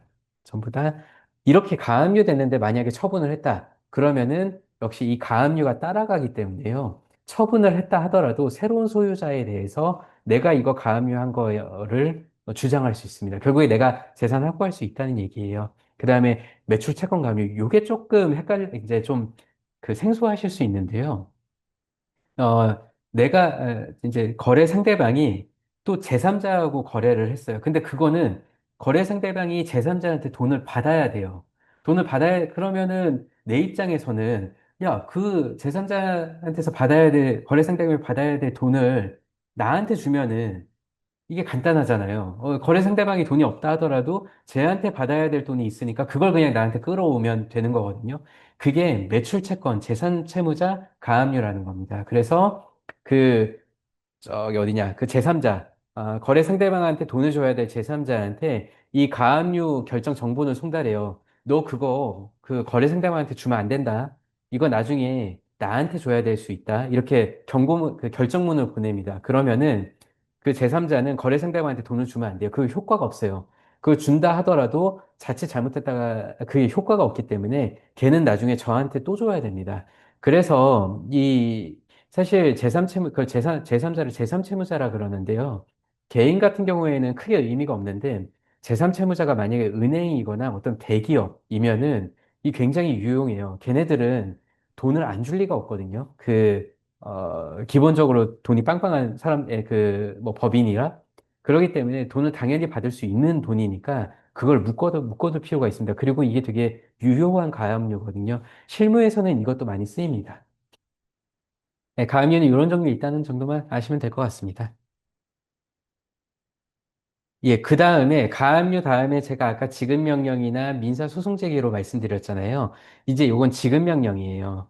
지급명령은 정식 재판 없이 법원이 채무자에게 돈 갚아라는 명령을 내려주는 제도라는 게 이제 뭐 사전적 의미인데요. 이게 장점을 보면은요, 비용이 굉장히 쌉니다. 그 인지대라는 게 있는데 이게 법원에 내는 비용이에요.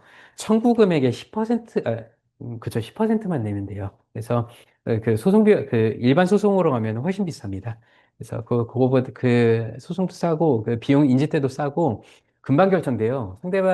일단 이거는 내 신청서를 법원이 받으면은 그냥 거의 기계적으로 상대방한테 보내거든요. 그래서 상대방이 이의 제기하지 않으면 그대로 확정돼 버리기 때문에 그 이의 제기하지만 않는다면은 바로 굉장히 빨리 진행이 됩니다. 그리고 이거는 변론 기일이 없어요. 변론 기일이 뭐냐면은, 변호사들이 나가서 어쩌고저쩌고 막 판사님한테 얘기하는 게 있거든요. 법정에. 그걸 안 잡아요. 그냥 서면으로만 왔다 갔다 하기 때문에, 빨리 끝낼 수 있고요. 확정 시 판결과 동일한 이유 강제 집행할 수 있다는 얘기인 겁니다.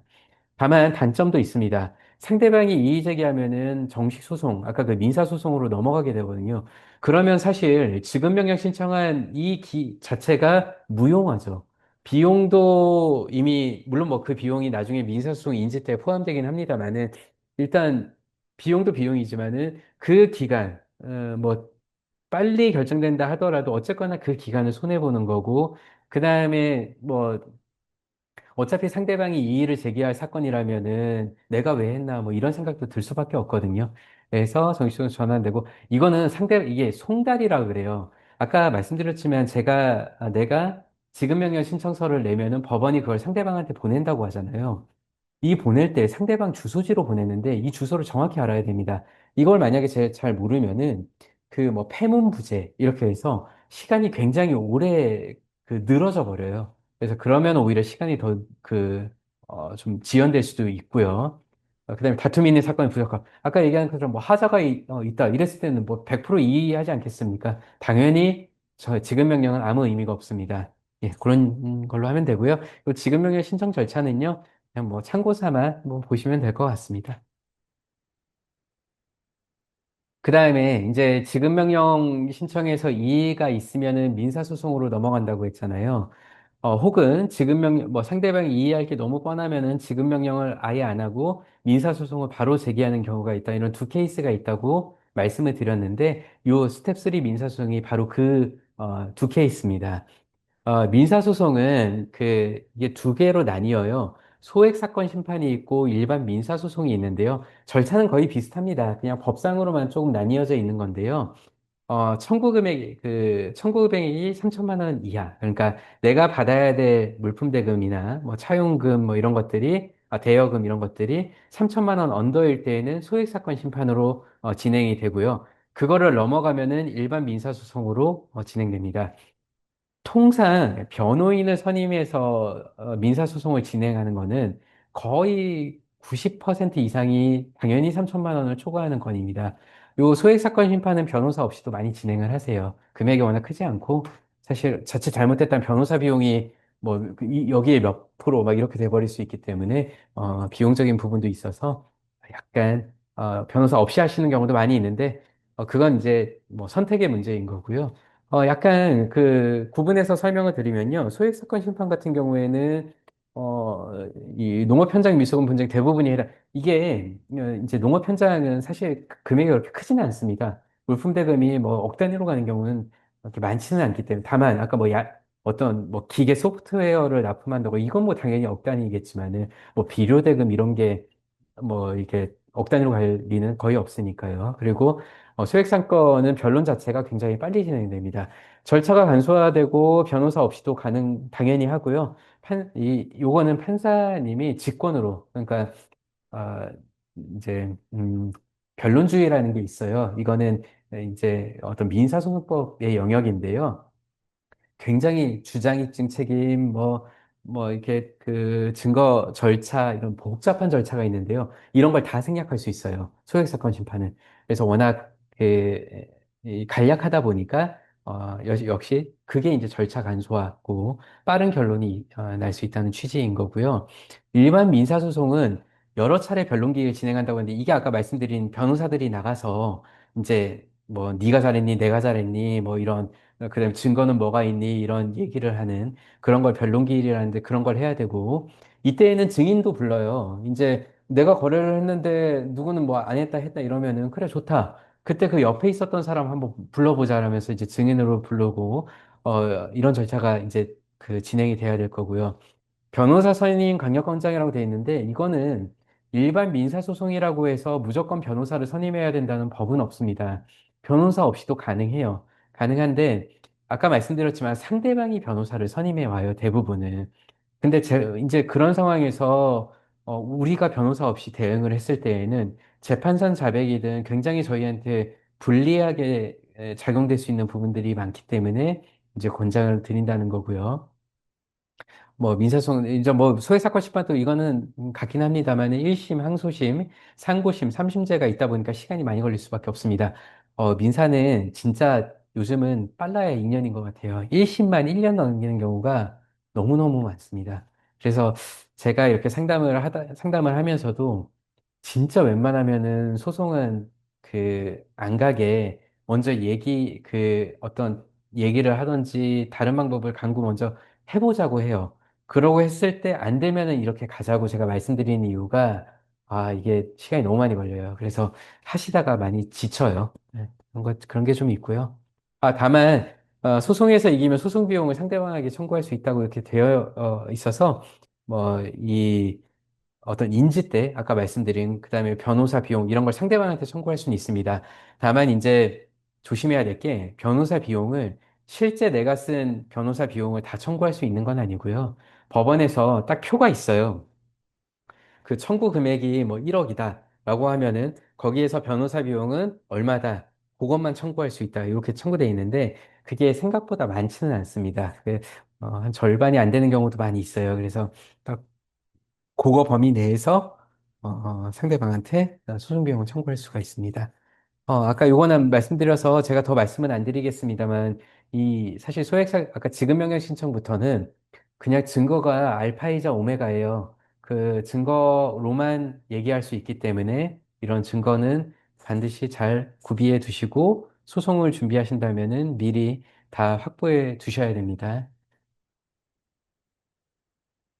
예, 이거는 뭐 인지대 관련된 건데요. 그 위에 것들은 그냥 참고 삼아 보시면 되고요. 밑에, 잠시만요. 예, 이제 강제 집행으로 들어가는데요. 지급 명령이나 민사소송이 확정이 되면은, 강제 집행을 할 수 있다고 말씀드렸잖아요. 그러면은 판결이 확정되면은, 이건 그냥 참고 삼아 보시면 됩니다. 집행문 부여라는 게 있어요. 그 집행문이 있어야 상대방 재산에 강제 집행을 할 수 있거든요. 그래서 집행문을 받아요. 받으면은 내가 그 집행문을 들고 상대방 그 집에 찾아가는 그게 아니라 그 얘기 들어보셨을 거예요. 저 집행관, 이렇게 빨간 딱지 붙인다고 하지 않습니까? 이 집행관한테 집행을 의뢰하게 돼 있습니다. 그걸 집행법원이라 하거든요. 그래서 거기다 강제 집행 신청을 하고, 그럼 집행관이 거기 이제 뭐 동산이면 동산이 이제 그 빨간 딱지입니다. 그 뭐 저 집에 테레비든 뭐 이런 거 빨간 딱지든 아니면은 아까 그 예금 가압류한 거 있으면은 그 예금에 대해서 압류로 전환해서 예금을 빼오던지 아니면 부동산 있으면 경매를 하던지 뭐 이런 취지로 하면 됩니다. 어, 뭐 동산 같은 경우에는 집행관이 가지만은 예금 압류나 그 압류 추심이나 부동산 강제 경매 같은 경우에는 그 절차가 또 따로 있어요. 그래서 그런 것들은 그때그때 이제 또 상의해서 진행하시면 됩니다. 그렇게 해서 돈을 회수하시면 되는데요. 이게 참 그 절차 도식도만 보면 되게 간단해 보이는데 하나하나 하나가 산입니다. 그래서 어, 물론 뭐 이렇게 해서 또 받는 경우도 많이 있습니다. 많이 있는데 또 그 아닌 경우도 많이 있어서 잘 미리미리 예방하시는 게 좋습니다. 이제 강제집행 계속 말씀드리면은요. 아까 얘기했지만 판결을 받았다고 해서 돈이 당연히 자동으로 들어오는 게 아닙니다. 강제집행 절차를 밟아야 돼요. 요거는 좀 그 건별로 말씀을 드릴게요. 일단 강제집행 대상은 부동산, 예금, 그다음에 채권, 동산, 이 크게 이렇게 네 개로 구분이 되는데요. 부동산은 아마 익숙하실 겁니다. 그 상대방 아파트나 뭐 공장이 있다 하면은 그거 그냥 강제경매 넣어서 뭐 감정받아서 낙찰받아서 이제 그 배당금에서 내 채권 금액을 받아오는 거고요. 아까 말씀드렸죠. 근저당권은 내가 근저당권이 있다 하더라도 앞에 선순위 A, B, C 근저당이 있어 버리면은 잘못하면은 내가 돈을 받을 게 하나도 없어져 버려요. 그러면은 아무 의미가 없는 거니까 미리 설정해야 되고 그 순위는 반드시 확인하실 필요가 있습니다. 예금은 이것도 제가 계속 말씀드리는 건데 은행 상대로 그 은행 계좌를 압류 추심 말은 좀 용어는 어려운데요. 그냥 강제 집행이라 생각하시면 됩니다. 그 예금에 돈을 빼오는 거예요. 그래서 법원에다 압류 추심 명령 신청해서 은행에다가 야 이게 지금 요 거래 상대방 예금이 나한테 지금 압류가 됐으니까 쟤한테 줘 이렇게 법원이 명령을 내요. 그러면은 은행은 거래 상대방한테 줄 수 없고 저한테 줘야 되거든요. 그럼 제가 그 돈 받아서 채권 회복하면 되는 겁니다. 그 다음에 채권 압류 추심. 이게 아까 그 제3채무자 얘기 나온 거 있지 않습니까? 거래 상대방이 다른 사람한테 돈 받을 게 있으면 그 돈을 빼오는 거거든요. 그래서 그걸 직접 수령하는 거. 이것도 아까 예금 채권하고 똑같습니다. 채권 압류 추심 명령 신청을 해서 그 제3채무자한테 송달을 해요. 그럼 그 송달문은 보면은 야, 너 이거 거래 상대방한테 줄 게 아니라 얘한테 줘야 돼. 나한테 줘야 돼. 이렇게 쓰여 있거든요. 그러면은 그 제3채무자는 그 돈을 저한테 줘야 돼요. 거래 상대방한테 줘버리면은 걔는 그 다시 저한테 또 줘야 됩니다. 그래서 이중변제해야 돼요. 이렇게 되어 있고요. 동사는 아까 얘기한 그 집행관 빨간 딱지 그겁니다. 여긴 뭐 농기계 트럭 이렇게 되어 있는데요. 개인 주거지 가서 이렇게 거기에 있는 동산 뭐 이렇게 아까 얘기한 TV나 뭐 이런 것들 하는 경우도 동산 압류 재산명시로 합니다.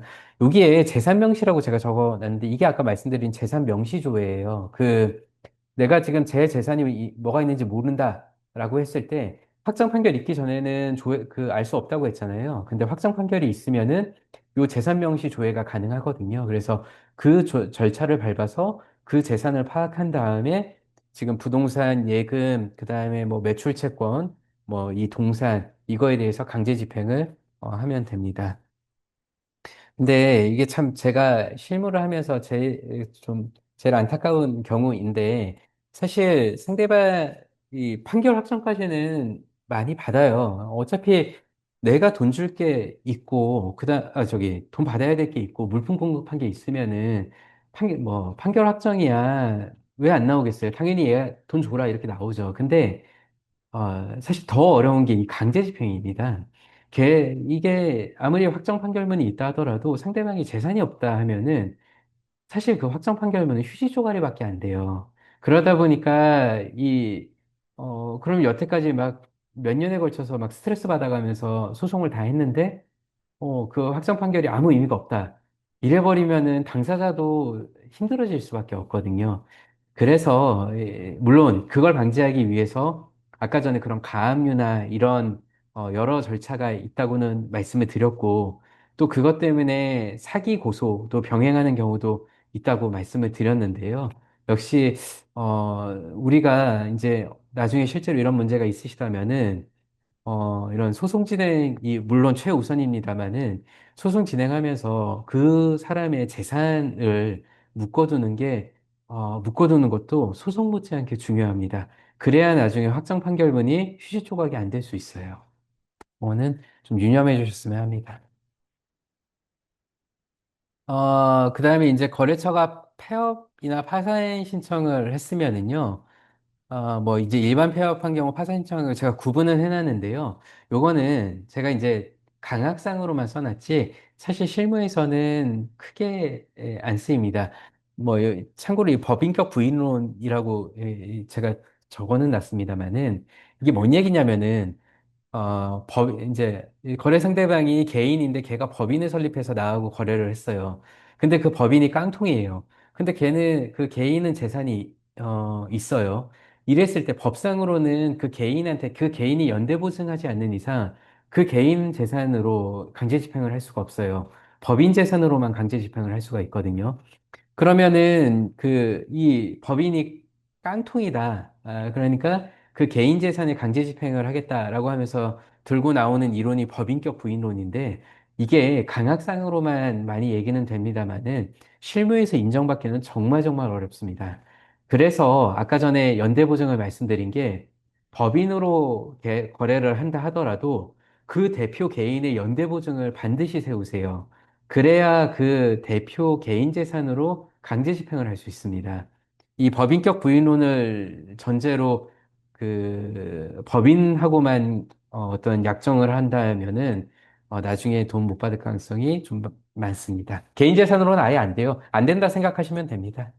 그리고 파산 신청한 경우에는 파산 채권자로 신고하는 여러 절차가 있는데 사실 신청을 한다 하더라도 그 돈을 100% 받을 수 있는 게 아니에요. 그래서 이- 거의 못 받아요. 그래서 이런 것들은 이거 되기 전에 어떤 뭐 가압류나 이런 사전적으로 좀 확보해 놔야 됩니다. 네, 그래서 그 정도만 그냥 특수 상황이다 보니까 간단하게만 말씀드리고 넘어가겠습니다. 그리고 이제 요거는 그냥 간단하게만 말씀드리겠습니다. 아까 제가 여러 차례 말씀드린 민사소송이 워낙 길다 보니까 상대방이 재산을 빼돌리는 경우가 굉장히 많아요. 생각보다 많습니다. 이게 우리나라에, 그러다 보니까 우리나라에만 있는 좀 특수한 제도인데요. 이 사회행위 취소라는 절차가 있습니다. 상대방이 나한테 돈을 안 주려고 돈을 빼돌리면은 그거를 원복시키는 절차가 이 사회행위 취소거든요. 보통은 가족한테 많이 넘기죠. 아니면 자기 친구한테 넘기던지 그랬을 때, 이제 법원에다가 요 사회행위 취소 소송을 거는 거예요. 이 재산을 받은 제3자, 가족이나 걔네들을 상대로. 그러면 이거 이기면은 그 재산이 채무자한테 넘어가고, 그러면은 우리는 그 재산에 강제 집행을 하는 그런 절차인데, 아유, 이것도 사실 별개의 소송이라서, 아까 우리가 거래대금 청구소를 이미 했잖아요. 그거하고는 아예 또 별개예요. 이거를 따로 해야 됩니다. 따로 해서 또 시간이 걸려요. 그래서 이런 거를 막기 위해서 가압류나 근저당이나 연대보증을 설정하는 겁니다. 예, 뭐, 법적사실 5개명은 그냥 아까 얘기한 시효준수, 가압류, 그다음에 증거, 담보 확보, 뭐 이런 취지로 제가 말씀을 드렸고요. 지금 시간이 거의 다 돼서 제가 실전 사례 분석은 굉장히 내용을 좀 유치하지만 쉽게 써놨어요. 그래서 그냥 편하게 읽어보시더라도 충분히 이해하실 수 있는 내용이거든요. 그래서 그냥 편하게 한번 읽어보시면 되겠습니다. 제가 하나하나 자세히 설명드리지는 않을게요. 그냥 큰 틀에서 러프하게만 말씀드리면 거래처 부도로 인한 미수금 사례는 뭐 워낙 많고요. 그 다음에 품질 문제 하자 주장하면서 돈을 안 주는 케이스도 꽤 많이 있습니다. 그 다음에 소멸시 효 임박한 케이스, 요 밑에 핵심으로 적어 놓은 게 제가 이제 통상적으로 루틴한 절차를 적어 놓은 겁니다. 그게 일반 예시라서요. 당연하지만은 이거대로 갈 필요는 당연히 없는 거고요. 그 다음에 아까 제가 상담한 중에 계약서 없는 경우 꽤 있다고 했잖아요. 그 카카오톡만으로 거래한 경우 진짜 많이 있습니다. 생각보다. 그래서 이랬을 때에는 카톡 대화 캡처해서 해야 되고, 다만 지금 이 강의를 들으시는 분들은 이렇게 하시면 안 돼요. 그 A4 용지에 그몇 줄이라도 써서 자료로 남기셔야 됩니다. 그리고 연체이자는 아까 법정이자나 법정이자는 상사법정 이율, 민사법정 이율 이런 것들 있으니까 계약서에 잘 쓰시라는 취지이고요. 그다음에 연대보증 관련해서 이런 케이스도 있었습니다. 요즘 연대보증은 사실 아예 모르는 제3자가 연대보증을 하는 경우는 잘 없어요. 이게 워낙 패가망신하는 경우도 뭐 옛날 얘기지만 많지 않았습니까? 그래서 그런 경우는 거의 없다 생각하시면 되고요. 이제 만약에 있다면은 아까 얘기한 그 법인으로 거래를 하는데 그 대표가 연대보증하는 뭐 이런 경우를 생각하시면 될 것 같습니다. 예, 이제 거래를 하실 때 제가 지금 여태까지 말씀드린 것들, 거래 전에는 이런 거를 준비하시고, 거래 후에는 이렇게 진행하시고, 미수금 발생했을 때는 해야 하는지 그냥 그 요약해서 적어 놓은 거니까 나중에 좀 편하게 읽어보시면 될 것 같습니다. 예, 이제 그 강의는 이걸로 마치고요. 사실 여러 번 말씀드렸지만은 미수가 살면서 그게 대여금이든 거래대금이든 발생을 안 하기는 쉽지 않습니다. 근데 그럼에도 불구하고 예방이 최선이고요. 만약에 미수가 발생했다 하면은 그냥 너무 그 시간을 끌지 마세요. 시간을 끈다고 해결되는 경우는 솔직히 말씀드리면 잘 없습니다. 그냥 바로바로 절차를 진행하셔서 차라리 그게 기든 아니든 간에, 절차대로 끝을 보시는 게 오히려 시간도 아끼고, 그 다음에 이게 정신적이나 육체적으로나 스트레스를 최소화하는 방법이지 않을까 싶습니다. 제가 준비한 강의는 여기까지입니다. 오늘 지금 제가 최대한 쉽게 설명드리려고 했는데 강의가 어떠셨을지 모르겠습니다. 깊게 들어가는 내용들도 당연히 있을 텐데요. 있는데요. 그런 것들, 이 법은 사실 100개의 사건이 있으면은 그 100의 사건의 사실관계가 동일한 경우는 없어요. 전부 다 케이스 바이 케이스이기 때문에 만약에 그런 일이 없기를 바랍니다만은 만약에 어떤 일이 있으시다라고 한다면은 아까 저희 사무실에 그 배 과장님께서 말씀 주신 것처럼 저희 컨설팅 그쪽에 자세히 내용을 남겨주시면은 제가 그리고 저뿐만 아니라 저희 법인의 변호사님들께서 케이스 바이 케이스대로 자세히 상담을 드리겠습니다. 뭐 거기에 비용이 들거나 이런 거 전혀 없으니까요. 그냥 언제든지 편하게 말씀 주시면은 저희가 최대한 자세히, 그다음에 최대한 신속히 말씀드리도록 하겠습니다. 예, 그러면은 질문은 이제 없으신 걸로 알고 오늘 이 늦은 시간까지 좀 강의가 이렇게 잘 하지도 못하는데 이렇게 잘 들어주셔서 너무 감사합니다. 편안한 시간 되시고요. 오늘 강의는 여기서 마치겠습니다. 예, 감사합니다. 네, 푹 쉬십시오. 들어가십시오.